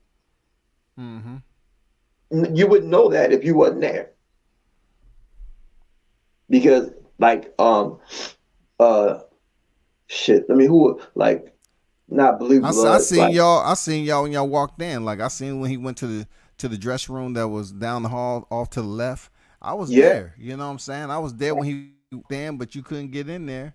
And but I did see Ellie up in there. I wasn't feeling no type of way. I was just wondering, like, how can I get the key? You know what I'm saying? Back it then. wasn't. Yeah, it was just that. That's all it was. He paid. He paid for that, and that's why, like, you would say, "This is Ellie sat back reporting," and he would walk around the gym talking to everybody like he know them like they homies and shit, and like dude, yo, you was scared to come here, like stop, and you could tell him I said it. I don't care. I believe you, bro. I It's the believe you. truth. It's the truth, and the truth stands by itself. Ellie was terrified. Man, look. When I say scared, I mean scared. You should. I mean, why would he be scared? Like, if he's never had familiarity with Beatmore, was he scared based off what he was in the news? Because if that's the case, that means he been living in a totally different environment, boy. He been Well, living in a whole nother environment. he had to be because he's never been. He ain't never been in Baltimore other than that. And Damn. and then like in Atlanta, at the last fight, he The same Mario way, Barrios fight. same way. Yeah, I He saw was him he down was here too. Yeah. yeah he was there. He was there. I didn't go to the entire fight. I went to the camp and I stopped there and then I left because I had prior obligations. But yeah, man, like I could tell you so much shit, man, about that situation because Rise podcast RIZA Rise was supposed to be. Now think about this: how many world champions that you know don't have their own gym to train in? Not many, right? Yeah. There might be a few that might train somewhere that they're just really freaking comfortable or something, but not many, right? I mean, that's a fair assessment. Most Yeah, it world is. champions got their okay. So Tank's main gym is a park and rec gym. Okay, now mind you, follow me. So Rise was supposed to be the name of the gym that was going to be purchased and, you know, everything. You know, we had put the page up for volunteers and this and that. And I if you go on Coach Calvin 4 page on Facebook and you go back about 2 years, you'll see the shit, the rise and how they were promoting. It wasn't being promoted as a podcast. It was going to be Tank's Gym, and we were going to take on other clients and stuff and all of this, and so like some kind of way they people was like, well, what about if Upton finds out that's the name of the gym, Upton? Who cares? It's like that's a damn Baltimore City ran gym. Like, so that's like the people that work in there either work for the city or on the team. You know, like we got people in there, ain't nobody volunteering with no world champion and not get paid, man. You done lost your mind. So I'm not really like, so but it's park and rec. You know, they that's so they they put a little wrestling thing on the other side, and I said, you don't got no say so in your own house. So that's what that was going to be, and then he just Calvin just went ahead and turned it around, and he's like, you know what, we can make it just a podcast, and because y'all still have plans to do that. Y'all still have plans to get him his own. Once he kind of venture off from boxing and start becoming this promo, I mean, at one point in time, he definitely be good for him to get that nest up there. You know what I'm saying? Yeah, well, he has a lot of plans, but right now, we're just trying to keep him focused on Garcia and just no distractions. No kind of distraction, but. His plans are, and people say that, like he has his like GTD, just like Earl got man down. But what people don't realize is, okay, Earl works with Al Heyman, man down. Tank works with Al Heyman, GTD. So he still is working with Floyd indirectly.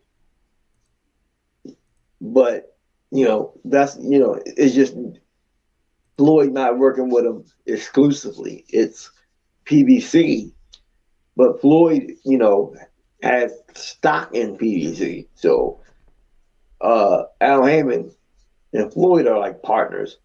So indirectly, if you're dealing with Al, you're still dealing with Floyd. You're just not on TMT. Yeah, that's what they say all the time. You dealing with Al Heyman, you still dealing with Floyd. You know what I'm saying? It is the absolute truth.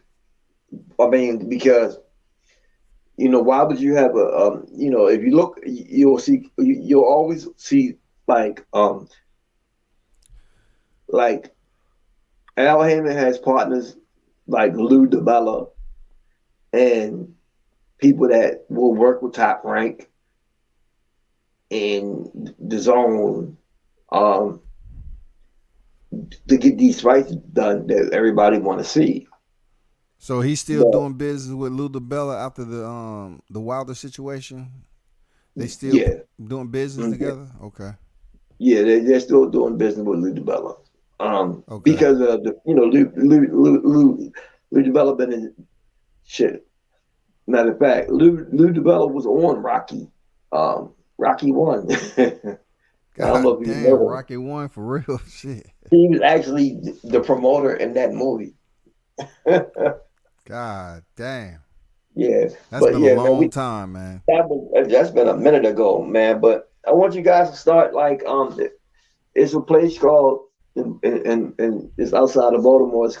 It's a casino. It's called Maryland Live.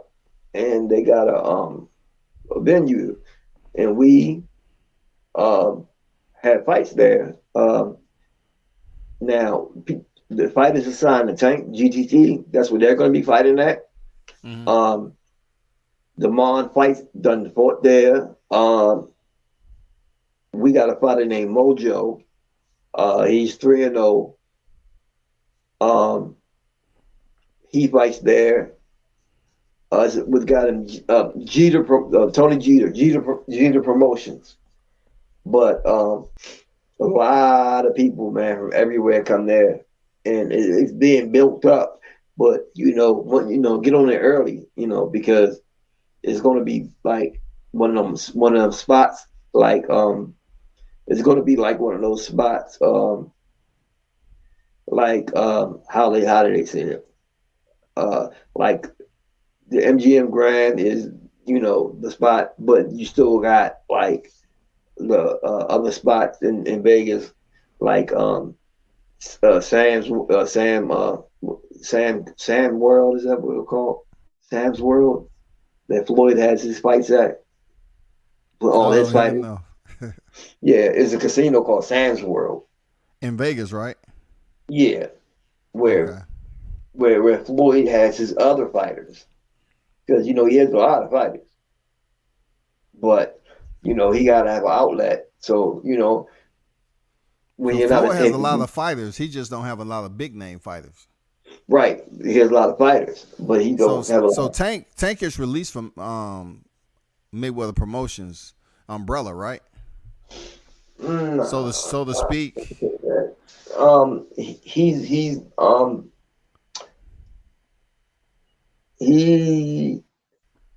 Let's say this, because he hasn't said it, so I don't want to say it and end up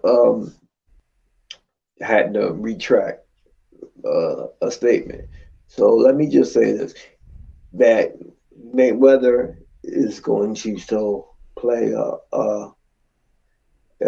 big role in Tank's boxing career. Let me just say that. And everything that when Adrian Broner and Floyd fell apart, he spent a lot of time. Adrian spent a lot of time in Baltimore and Atlanta, with Tank. They were like bosom buddies, because they both kind of the same. Like they both kind of got the same attitudes in a way. But Adrian was trying to tell Tank, don't do this. Don't do what I'm doing. You see, I'm paying for all of these people. I'm doing this. Don't do that with your money when you get it. He was telling him those kind of things. But Floyd, was telling Adrian, man, ball till you fall. Like he was trying to be yeah, he did, but he tried to be a better big brother figure, and like Tank is ready to have a lot of fighters on GTD. Like for example, I think the ink may be already on the paper, like Lorenzo Truck Simpson. I think he signed. I don't know if he actually. So you saying who again? Truck Simpson who? Well, that's Lorenzo. That's his name, Lorenzo. Lorenzo. I thought he was with Devin Haney and them over there. No. Shabazz Brothers is linked with Devin Haney, and Lorenzo would fight with Shabazz Brothers. It's a Muslim thing. It's a Baltimore based fight group promotion. It's called Shabazz Brothers. Yeah, I just remember the situation taking place where he was over there with Haney and then some verbal sparring went back and forth with Tank. Tank would pretty much say stay over there then or whatever. And I heard Calvin Ford them talking about it on the Rise podcast, the clear ups. Man, you know how to. Tank told him plain this up, man. Stay over there with your Muslim brother. Stay over there with your Muslim brother. Exactly, that's what he said. Yeah. I was like, man, is he crazy? Like Yeah, I had trained out. This Muslim, I'm Muslim. Like, all of us senior, all Muslim. Like, what are you doing? What are you talking? Like, he was like, I mean, like he just say stuff like that, you know. But it's not like he's saying it to be, you know. He just says whatever, you know. He narcissist. He just says whatever comes to his mind. But he really is he's growing a lot in and out the ring, man. It's just that you guys are probably not used to um the behavior of a boxer like that, and it's accepted. But he was way worse, and now, I mean, you know, shit happens. Like, for example, um, this chick here. Let me just give you an example. This chick here in Florida could be mad because he giving the other baby mother too much attention, and she might be like, you know, I'm ready to fuck your shit up. I bet you I can fuck your shit up, and he like, no, you can't. I bet I can. No, you can't. Watch this. 911. Yeah, he hit me or he pushed me. You know that easy. Yeah, I got you.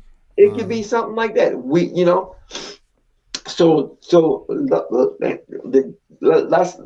hold back on the let's hold back on the condemning part of it until we find out the ins and outs of it, which will be soon. You know, I don't have a problem with, you know, when I find out, which will be soon, whenever you guys go live again or whatever, chiming in and telling you what happened for real, because I'm not scared of Tank, and Tank like that's like my son, little brother type thing, you know. Yeah. You know, I'm not gonna get fired. You know, I barely do any work there because I kind of stepped away from there, and then when I stepped away from there, they kind of followed, and it was like, Jesus Christ, because like a lot of people started changing. Money changes people, and not Tank. I'm speaking to other people, and I said I just wanted to get away, so I just went up the street and I did more work at the other gym. And here come other fighters, you know, from there up there, like, you know. So I was kind of forced back, but everything's good now, you know. We work together, real good team, a real good team. And like, it's people that it's a big team. It's a big team. Is one coach is on the team. His name is Coach Hunt, and he handles most of the amateurs, and he also handles the professionals. But you know, he's Coach Gorilla Glue because he keeps everything together. You know, there's a lot of coaches that, you know, you don't see, you know, but, you know, we don't care about notoriety. You know, me personally, I gravitated towards the cut man position because that allows me to work with other promotions, other fighters, because, you know, a good cut man is very much valued, and you know, you can't just keep your cut man to yourself unless you're like Floyd or something, and you can pay that cut man just to be yours and yours only, you know, because you got to remember, you know, I'm still a boxing coach, but you know, I am the head cut man. Now, during sparring, nobody really gets cut. So if this person only fights maybe like twice a year, and he hadn't got cut, but you know, I worked the rounds, Um, that wouldn't be fair to me personally if I was just stuck with one person. Yeah, true. So, but What size gloves y'all? What's the max size gloves y'all go up to in sparring? For these. It well, for depends on this the right here, um, we man, I'm gonna keep it. I'm gonna keep it a buck. Uh, Spawn, we use sometimes. It depends. We don't use as small as 10 ounce. Damn. Um, Okay. we have honestly. Because it all depends on who. But normally it's 14. Normally it's 14 because we fight with 8. Yeah. Mm-hmm. But Sparring with right. 10 ounces is damn near fight. Shit. That's why I say it depends on who it is, right? Shit. Because like, look, that's how when you put them in there and they want when you got like a rat like somebody that comes in and you want them to feel the power of Yeah. something that they hadn't felt before. Got to put them 10 ounce gloves on. Yeah, they gonna feel them 10 ounces. God damn. You That's know? why I always ask, man, because Yeah, everybody's different. Everybody's right. different with that. Yeah, but we don't go no higher than 14 though, and that's still yeah. Hey, you got power. 14 ounce gloves really you can do damage with 14 ounce gloves. It doesn't really matter, But it's man boxing it's just like I'll talk to uh, Bernard Hackett all the time, Jayla Hackett, Jalil Hackett's father, Yeah. I know and them. Yep. yeah, and Bernard, he said well, that's he said I'm his adopted little brother. Well, I'm too old to be little, but hey, he's just a cool guy. And Mm-hmm. normally DC and Baltimore Jews don't get along, but Mr. Hackett, man, is just phenomenal. He's a good guy, and Jalil is going to be something. He's going to be something. He's going to be a problem to a lot of people. Yeah, But Jalil is coming up. He's being moved at a pace, at a pace. And I've watched the changes happen with Jalil too, you know what I'm saying, his yeah, growth. I did an interview with him when he was just getting into the ground. He hadn't even really filled out. Now he's starting to fill out, you know what I'm yep, saying? And yeah, he's gonna be something serious, man, for real. His fighting style too. He loves digging to the body, you yeah, know, yeah, investing in the body work. And when he was down here in the A, I tell people this too. I always say this about Tank because I've seen improvement in Tank, man. I call him El Chin Checker. I told him at the press conference, because he does a lot with the, like, when we was in San Antonio, he does a lot with the Mexican, you know, colors and stuff when he box. But yeah, I yeah, deem him El absolutely. Chin Checker. So I told people, I said, Tank has improved his media, how he addresses media. You can see it. He's improved a lot. And then once the cameras was off from his fights, then that's when I seen Jalil Hackett coming there with, what's his name? I forgot the big brother, dark skinned brother that be with them. I forgot who he was, but he was taking Jalil Hackett through the media sequences and everything when the cameras was off and getting him prepped to know how to talk to media early. Like, Uh-huh. I just paid attention to that. Like, he's prepping Jalil for whenever he get to that moment to know how to speak to media, know how to answer That, questions and everything else. that's six. That's 6'4". 6'4" is probably who he's speaking of. The dark skinned brother, the big brother. Okay. Not the Yeah, one to have on the suits all the time. Not him. I'm talking about the other brother. The other guy, man. I forgot his name. Damn. It's not the real tall brother be wearing suits and be everywhere. yeah, Um, that's sick. But yeah, yeah, not him. um, I'm talking about the other brother. I don't know his name, man, but I know he was going through stuff with him when the camera stopped rolling, when the post fight conference was over. They was just uh, going through media sequences, getting him groomed when it was his, opportunity to start, talking to the media and, addressing the fans and supporters in the media and all that. Pretty cool. I yeah, I just looked at my screen and I just realized that that's uh that's a Facebook picture of me and Tank right there. Okay. And Okay. yeah, you can see how long he don't even got no tattoos. Dang, Yeah, that's that's an crazy. old that's an old picture. Yeah, What do you think about this absolutely.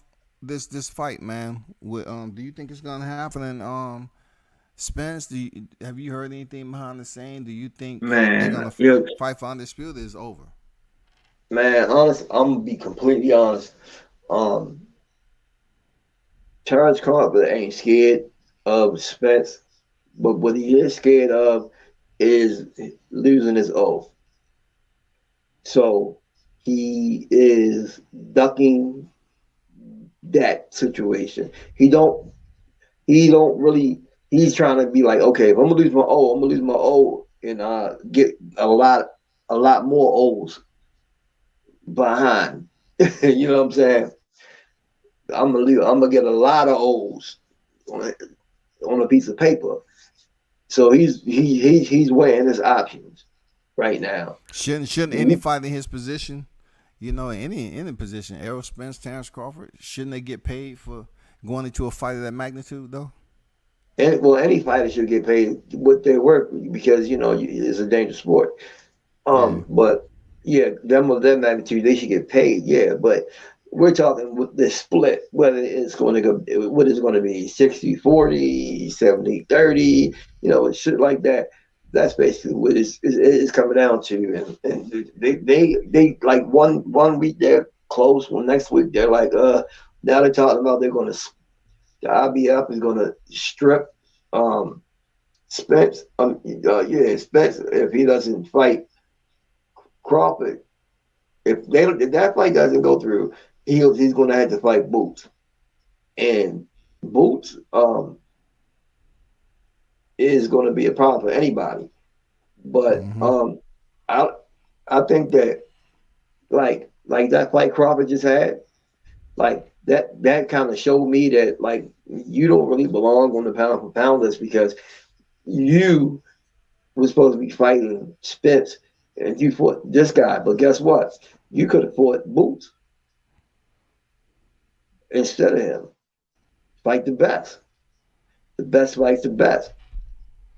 Why didn't you fight, like what's going on? Well, I look Like, at it like this, Coach. It's no belt in Boots though, and Boots' highest tier opponent is Sergey Lipinets. You know what I'm saying? hey, absolute. Like, And guess why? what? Just They're, based off the they're, rankings, why should they're he young. bless Boots with a fight of that magnitude? Like, really, you Well, allowing Boots access into the undisputed picture.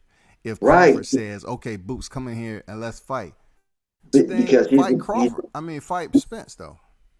he's I want. I mean, if he doesn't fight Spence, there's no going to be no belts involved in period. But the thing is, why would he do that? Is because he is right now one of the best and at their weight division, and he's calling them out, Yeah. and he wants to fight either or, and they all so it's like he's gonna and he's like, look, Crawford. I mean, look, it's like this. Crawford wanted somebody to give him a chance when he was up and coming. Same way anybody wants somebody to give him a chance. But Boots is earning his chance because he already signed a really good deal with Showtime. So therefore, he has something. He Boots is um he has Mr. Espinoza is backing him. So he has a deal with Showtime. So okay, he has that. Um, that's not a belt, but guess what? That's like with Tank, for example. We always look at it like this. We don't care about belts because we don't want to pay these damn WBO and IBF and we don't pay. Yeah, all those We sanctioning fees. Yeah. man, I'm saying they add up. They add up. I'm telling you. Look, we don't want all that. We don't care about belts. You know, we don't care. What we care about is we'll get the belts and lose them on the scale, drop them, whatever. But we're not going to get beat for them. You know, we I don't look care at it about like belts. this though, Coach. Like people speak high of Boots, and I don't have no problem with Boots. Real talk. I'm just giving him the same scrutiny that I give a lot of boxers in his position. Like I even did a live from him being ranked 15th all the way up to where he's at right now. And so I look at it like if he was in a position like I think when he fought Sergey Lipinets, he's actually went down in a decline because Thomas Delorme was coming off 2 losses, and then Custio Clayton, he came in there like he left the shower run. He said, "Don't worry about it. I'll be back soon. You know, I ain't come here to fight tonight." But then you look at it, what they said they was going to request from the IBF to order a Mandy spot. Wanted Crawford so bad, why they just didn't go to WBO and request that? Because they didn't want Crawford. They didn't want Crawford that bad because they went to the IBF. So that shows you So if they that. didn't want Crawford, Coach, why people should be silent on trying to say Crawford should initiate and invite Boots to the dance? Well, the only reason why people, including myself, are saying that is because Spence wanted to fight Crawford. Yeah. You know, so it's not like Spence is saying, "Hey, no, I don't want to." You know, no, Spence, wanted to fight Crawford, and okay, Spence got into another little accident, so pushed back the fight time. So Crawford had to fight somebody. He could have fought. I feel like he could have fought a better opponent. And like he's really good, but for all the time, these dudes is like in their mid 30s almost, now. But Avenizia was ranked in the top 10. You know how that goes. You've been around boxing a long time. You know what I'm saying? Hey, I can be petty and say Avenizia was ranked in the top 10. Yeah, but who's top 10? That's the thing. Because you have 5 different rankings. Different, who's? The IBF, the WBO, the WBC, the WBA, and the Ring Magazine. Like, who's top 10? If he was 10 on all 10, all of them, no. So I just think that he could have fought a better opponent. He could have fought someone. I mean, like, it was people, like, he was talking about going up, fighting somebody. You want to fight somebody? He said he will go up. And you're talking about he doesn't have a belt. He said he will go up, and he wanted to fight one of the Charlos. He could have did that. But they don't want the fight though. I mean, you've heard Jermell Charlo whine and complain and talking about, he should focus on this. He should sit down, be the challenger, learn how to take less money, learn how to be the challenger and all that other slave talk he was talking about. And then recently we had Errol Spence, we had Errol Spence sit up here and say that, well, if I can't fight Jermell Charlo, he ain't fighting Jermell Charlo. What's going on with these dudes? Because I commend Crawford for wanting to fight Errol Spence and Jermell Charlo. But it just seems like when they came back with that final revision and say the fight was going to happen in 2023, that was totally off the mark with Crawford. He wanted to fight this year, of course, because he would have been out the ring over a year stepping in there with Spence. He would have been out the ring, and Spence fought this year, April. Right. Well, you hit it on point, man. I don't think that the Charlo brothers are they don't got well, let me see. Let me just say this: the 154-pound brother, the undisputed brother, is the scary one. He don't want to admit it, but he you know how like you can just tell the loudest one in the room is always like the weakest one. And he's not weak, don't get me wrong, but he's not he's not what people think. Like Crawford definitely would have knocked him the fuck out. Definitely. Without a doubt. It would have happened. He'd have had a harder time fighting the other brother, but You say the harder brother is male? the old the one The that was older 60. the older one's supposed to be Maul. Okay, Maul is at 60. So you saying he would have had a hard he would have had a harder time fighting Maul than Mel? Yeah, yes. A lot of Because people think the male is the more accomplished, well, fighter. no. Um see, I'm gonna say why. I was at the fight when he lost his when he lost to Tony, and Mm-hmm. nothing That was against him. male. That was male. That The was the the one younger at one. the 154 one. Yeah, male. That's male. Yeah, that's the one. That's the weaker one. Mm. Yeah. Like I said, I have nothing against Tony Harris, but um, I seen something in him that night, and I even told a couple of my colleagues. I said he he's scared, and this is before the fight.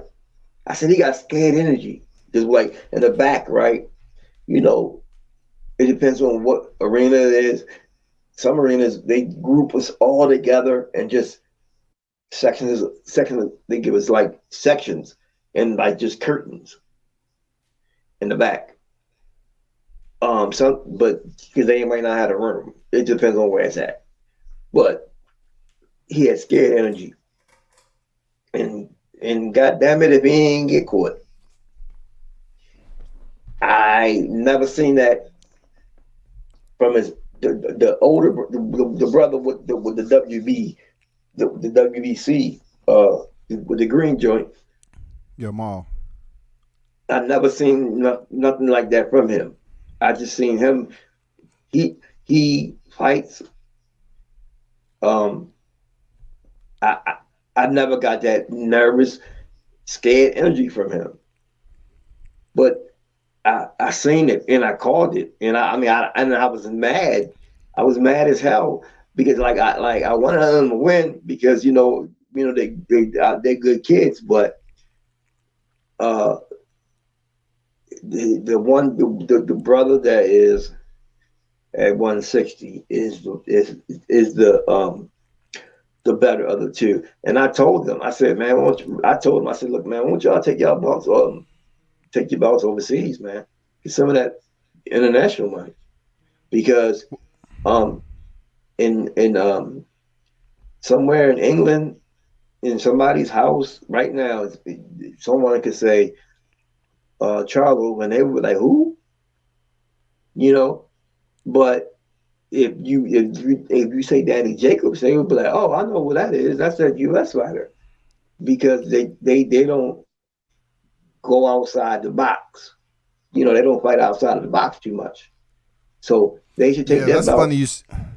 I don't mean to cut you off, cause that's funny you Take mentioned that okay. because it just seems like nothing never came to fruition from that hallway meeting that Mar Charlo and Daniel Jacobs had, because it was a good meeting. Jacobs pulled up on Yeah. him, and Mar Oh, was sitting over there against the wall chilling, and nothing came of it, man. yeah. Nothing came of it.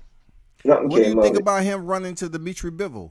He was up there soul searching for Dimitri Bivol to fight me for the good of the sport, like sounding, like he had more belts than he actually did. He said, I want to fight you at 168. And I just felt like it seemed like he was intoxicated or he didn't know what the hell he was talking about. But Bib, he just happened to run into Dimitri Bivol, who seemed like he didn't know who Mar Charlo was. Bibble is a good fighter. Bill was a damn good fighter, and He'll he beat the won the brakes fight. off Charlo. I know that. I think he'll I stop him, would like, coach. you know what? Um, he will go out on the shield, though, you know. But those are the fights we need. You know, like I'm not a Canelo guy, but I gotta respect him because he went up and he just went too far. He lost, but he would fight in all these different divisions, and he would go up and go up and go up, and he just fell. And it's like these guys won't like Benavidez, like fight Benavidez. Who wants to fight Benavidez? Where they at? Like those are the fights that need to be. What weight class Benavidez is that right now? He has 68. He has 68. Okay, so he's about to step in there with Caleb Plant. No, that's just wrong, man. That's just wrong, man. Caleb at 68. Benavidez is 68, and Caleb coming off the knockout of Anthony Durrell. You know what I'm saying? What's wrong about that? What's wrong about that, Coach? Stop it, Anthony Durrell. Look, he can't get a fight with Canelo. No, but you said. Yeah, Caleb Plant just knocked out freaking Anthony Durrell. We're talking about. Hold up, we're because there's two Benavidez brothers. Which one are we talking? We talking about the older one? No. Jose is at 54. We talking about David, right? David. Yeah, David. It ain't no way Jose fighting at no way Jose, right? Yeah, no way Jose. He ain't doing that. Right. So Benavidez is ready to fight Caleb. Yeah, Caleb got all the heart. Caleb got all the heart in the world, but that was going to be the boringest 3 rounds I've ever going to see in my life. I mean, real talk. I mean, Caleb is good. He got all the tools and everything, but Caleb ain't got the chin to stand up to David's power, man. This is ridiculous. And he fights. He got such a long reach, and he just that man is a problem, and he's going to knock him out. 3rd round, he will be asleep. Done. Yeah, they've had a history together, and it's twice that I've talked to Caleb Plant. And, for a long time, he was saying that Benavidez is the easiest in the division. He's the easiest fight in the division, but they never fought. And, so he would go on to fight Canelo Alvarez and lose his title. Durrell got the knockout. Now, finally, supposedly it was going to be Demetrius Andrade in the picture, and that fell out. And David Benavidez and Caleb Plant is now fighting next year, 2023. Well, I'll tell you like this, bro. Don't blink. Yeah. Good. Don't blink. It's gonna be a WBC. I think it's gonna be the winner's gonna have an opportunity to face Canelo Alvarez, man. So this, I think, is a title eliminator. Yeah, Canelo is not. He's not. He just had surgery, wrist surgery. So he's going to be fighting in 23. So I don't know. Yeah, they're going to fight in the winner. Yeah, the winner. But this is the thing. Canelo just had wrist surgery, right? Yeah. So what's going to happen is this: one of two things is going to happen. Canelo's going to blame him for getting knocked out by Benavidez, because of his wrist not being right, or he's going to retire before he has a chance to fight him because he's going to say he can't fight no more because his wrist ain't right. Watch, he don't want to be Canelo. legacy. His legacy is going to be not tarnished, but just a little bit smudged in his eyes once he get knocked out by Benavidez, because that's what's going to happen. But Benavidez, man, uh, has the range on him. He has the height on him. He has everything. Power. I mean, Canelo is a good fighter. It's just that it's uh just styles make fights, right? Okay. That's a bad that those styles don't match up. Because you got David Benavidez, who kind of tall. He got reach, and then you got Canelo, which is not as tall, has decent reach for his size. It's a total mismatch as far as what is Canelo? 5'8", 5'10"? He pretty short. I don't know if he's 5'10". I doubt he's 5'10". Like, yeah, he's like 5'8". To be honest. He's 5'10", 5'8", something like that. Benavidez is like what, 6'2"? Yeah, he got height on him. Let me see. Yeah, and then Canelo, from what they're saying, he's 5'8". Yeah, he's 5'8". Yeah, 5'8", right. Yeah, man, that's I mean, but that's the fight that we got to see, because I mean, it's like it's the next generation, man. Next people, next dude up. Just like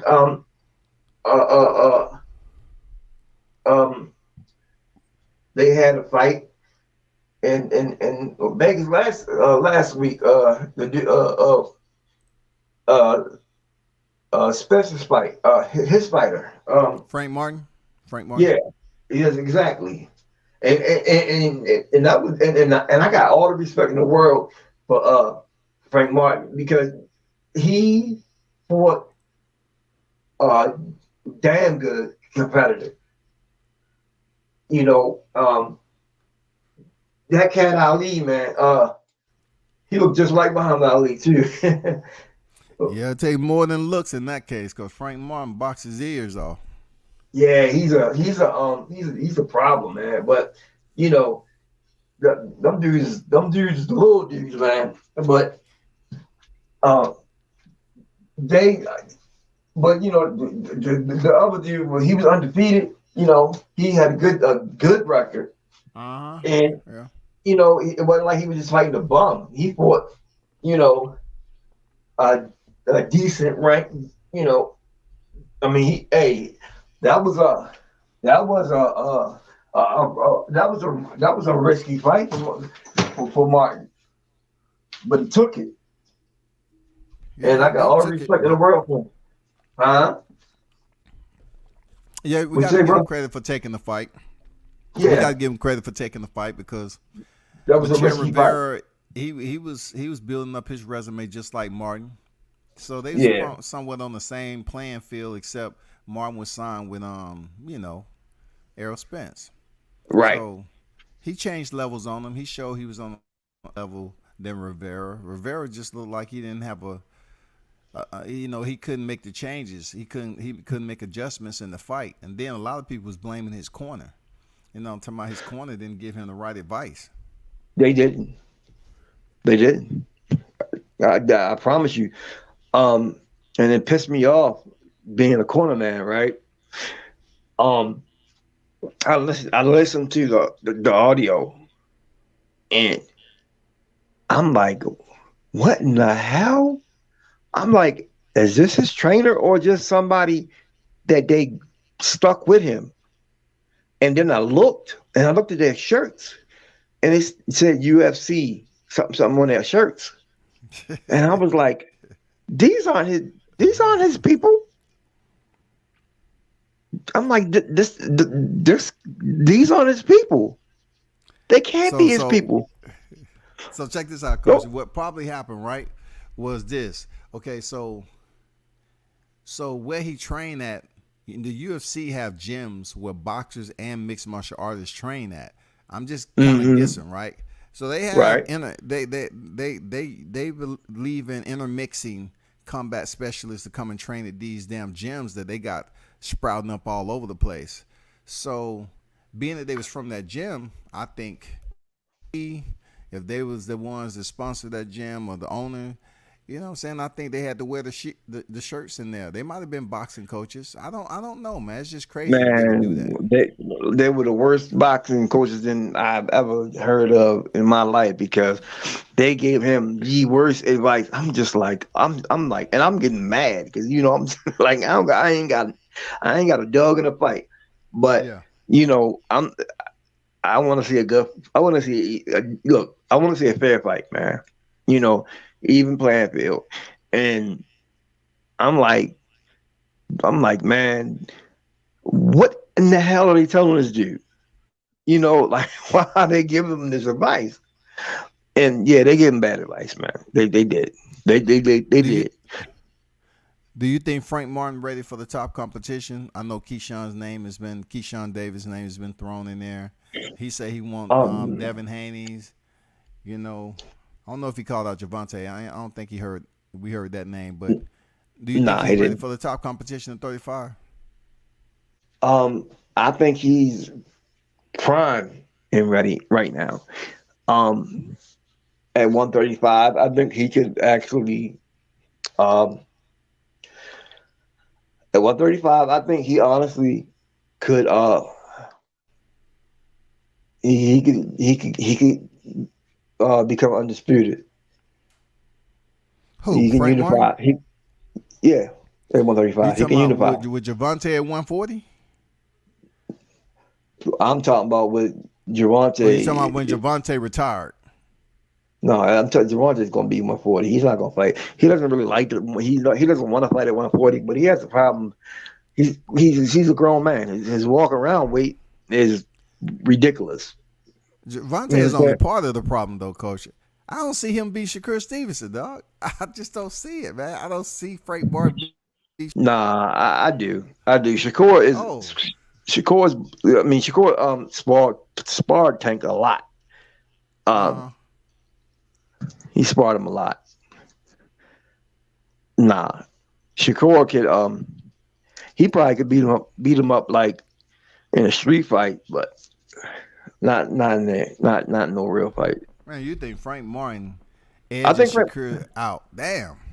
yeah, because he's quick. That boy is quick. He's quick. He got good hand speed, and he got too much pop behind. He's too accurate. He's too damn accurate. He got a lot of pop behind his punches, and he knows how to turn motherfuckers real good. He shows his IQ is good because he knows how to use the angles. He knows how to utilize his jabs to the Yeah. body and the head. I mean, and he got some pop behind that. He got some power, like That kind of Shakur. seems like Shakur Stevenson. He stab you up top, stab you to the body. He's consistent with that, especially on the entry. You know what I'm saying? But he's not no knock. He's not gonna knock you out. Like you can walk through him. You can walk through those punches. You know, uh, he don't have enough. I mean, he just don't have enough strength. So I think Mm-hmm. that I don't think he could hurt him. I don't think he can hurt Yeah. Frank. I don't think he can hurt him, and I don't think he could take all that onslaught. I think he could maybe even he probably maybe outbox him, perhaps, but he won't be able to take the onslaught of constant barrage of them damn them them hands, man. Them hands is fast, man.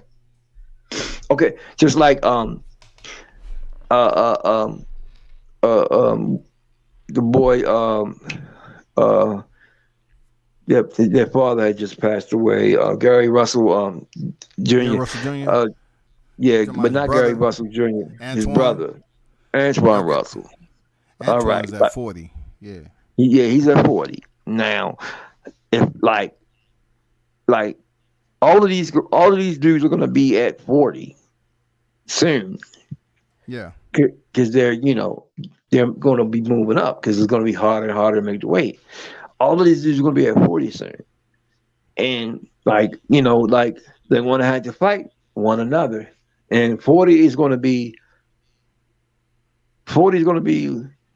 the 135 is going to be like there's going to be the 40 of the 135. It's kind of hard to say like what I'm trying to say, but like Yeah, I see what you're saying. You got yeah, Teofimo Lopez up there, yeah, Subriel Matias. You just right, had Regis and Cepeda.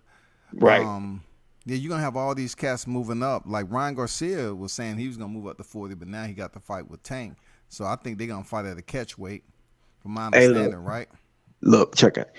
I'm not concerning myself with that fight until I actually see Ryan Garcia's name Mm.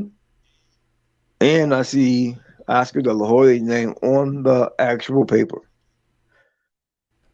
Then I'll talk because I don't believe it. I just don't. I don't.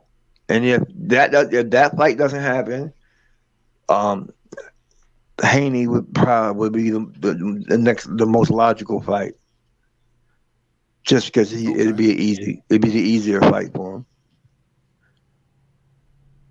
It would be an easier fight because Haney doesn't really have a lot of pop. He's a hell of a boxer, but he doesn't have a lot of pop, and his chin is he's going to go down. I mean, it's just you gotta understand something, man. When he fought when Gervonta fought at 140 this first time, man, he ain't fighting no goddamn pillow. He fought he fought. Matter of fact, what did he just win a belt? I think he Who? had just won a belt. Who? Tank? Um, no, the dude that Tank beat at 140. Mario Um, Barrios? yeah, Barrios. And Barrios Yeah, is he had. Barrios is a monster. And Tank, I mean, he put him. Barrios, but he was Tank was hurting Barrios through the whole fight. Barrios was just taking it because he was just big enough to absorb it, but he just Yeah, couldn't take it no more. yeah, he had And that warrior spirit for a minute until yeah, Tank started to break him down, a little bit after they told him he was behind in the fight. Unofficial scorecards. I was at that yeah, fight. They was in my hometown. I was like, what? hmm He was behind. I didn't see that shit. Like, I don't see him being behind. You know what I'm saying? uh-huh. And what happened? I mean, that gave him in his head like I'm behind. Oh, like I'm ready digging this. I'm ready to dig up in him, and he dug up in him. I felt sorry for him a little bit. I mean, he the one way Tank on. He was hurting. Tank Yeah, Tank Tank was digging to the body, man, and he was trying to show the Aztec people that was in attendance, that he can take it. yeah. But it got to a point he couldn't take it no more, so He couldn't he take had it to anymore. take that knee. Had to, and man, it's when you got a little dude, 5'5", coming at you up under you like like how like Mike Tyson used to come up under people, you know what I'm saying, up and under, and can box. I mean, Tank has a lot of tools, man. Y'all gonna be surprised, man. Like I said, the world hasn't seen the best of Tank yet, and I wouldn't worry. Like I said, you worry about none of his legal issues because that's going to pan out. But Tank is going to be he's going to be fine. But like I said, if y'all want to find out exactly what happened with this situation here, next time you go live, just let me know and I can chime in and I can tell you exactly what happened. I'll probably get the paperwork because I need to Yeah, know what I'm. if you can drop your information on IG on World Combat Sports, I'd definitely like to keep in contact with you. You know, on this boxing You know shit what? for real. Because I appreciate you I pulling up to the panel. You know what I'm saying? Yeah, it's cool. I have an IG account, but I haven't been on it for years. Um, I have a Facebook account that that's what I just post stuff Yeah. on, like where we're gonna be at, and this, and this. You don't have you don't have a Facebook account? Yeah, I got a Facebook account. I got you Okay, know, the name you see right there, Troy Ali Sedgwick. yeah. Send me a friend request, Okay. All right. and then I can and in that way I can also give you some more send you some good pictures or whatever, like that. Things you might be helpful for your show or whatever, and whatever. Got some good audio, got some good just back behind the door shit, backstage shit. Yeah, for sure. I'm down with that. I'm good with it for real. I'll Yeah, definitely hit you up though. yeah, just do that, and that'll be the easiest way because I'm simple. Us older dudes, man. We get up once we get up and past, close. Well, once we get to knocking on 40 and I mean 50 and all of that, we get to.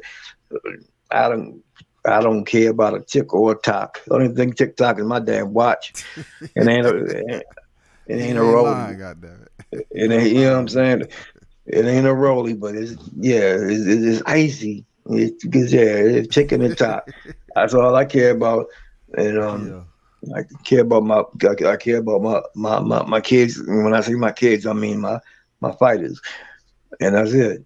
I ain't got time to be on no damn PlayStation and Instagram and all of that all day. I just don't have the time. Yeah, I definitely And understand that. but um as a matter of fact, they've been asking me about coming on Ross. I ain't even been on Ross podcast because, like I said, I'm on there when I don't even know I'm on there. Like when they showing footage of the fight, like I said, I'm always the one when I come out. Senior he's behind me and he has the camera, so he's like got the back of my head, and then he catches me at an angle every time. So like I'm on there unknowingly. Mm-hmm. Yeah, but it's cool. Yeah, I But definitely yeah, appreciate you pulling up, Coach. And I'll yeah, send you that friend request, man. You absolutely, definitely man. drop some information. Man, it's always good to hear from those that's internal. I'm pretty sure some people that's called in, want to be nosy, and to listen and hit you up on Facebook too. You know what Yeah, I'm saying? Well, it's I all can only good. think about me though. I appreciate you pulling up today and dropping these Yeah, gems. You know man. what I'm saying? Hey, man, it's been a pleasure, man. And y'all, Yeah, no doubt. y'all be cool, y'all be safe, man. And you know, just just look forward to a lot of Javante Tank Davis to come because the Yeah, best no doubt. is yet to come. And I promise you that. For sure. No doubt, man. The same to y'all, man. Be safe up there. Continue to shine. And we'll be tuned in there, Coach. Yes, sir. All right. Shout out from World Combat Sports, man. Appreciate you. All right. Peace and All love. right. Peace, man. Peace.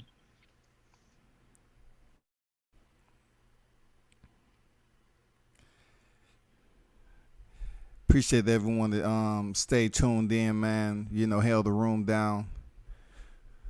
This live was straight up, about the breaking news of Tank Davis fighting Jeopardy. So Coach was able to come in here and provide us some insight on what's actually going on with Tank. You know what I'm saying? Plus more. That's the kind of like impromptus you want, man. Some of these camps dropping through, providing you with the inside. That's what you want, man. You know what I'm saying? That's what a lot of content creators want. They want to hear it from people who are close by that particular fighter. Real talk. That's what you want to hear. So I appreciate and big salute to him for taking his time out and pulling up. I've been over here for like 2.5 already, man. For those counting, the Cash App is in there. Hit the like button on the way out, man.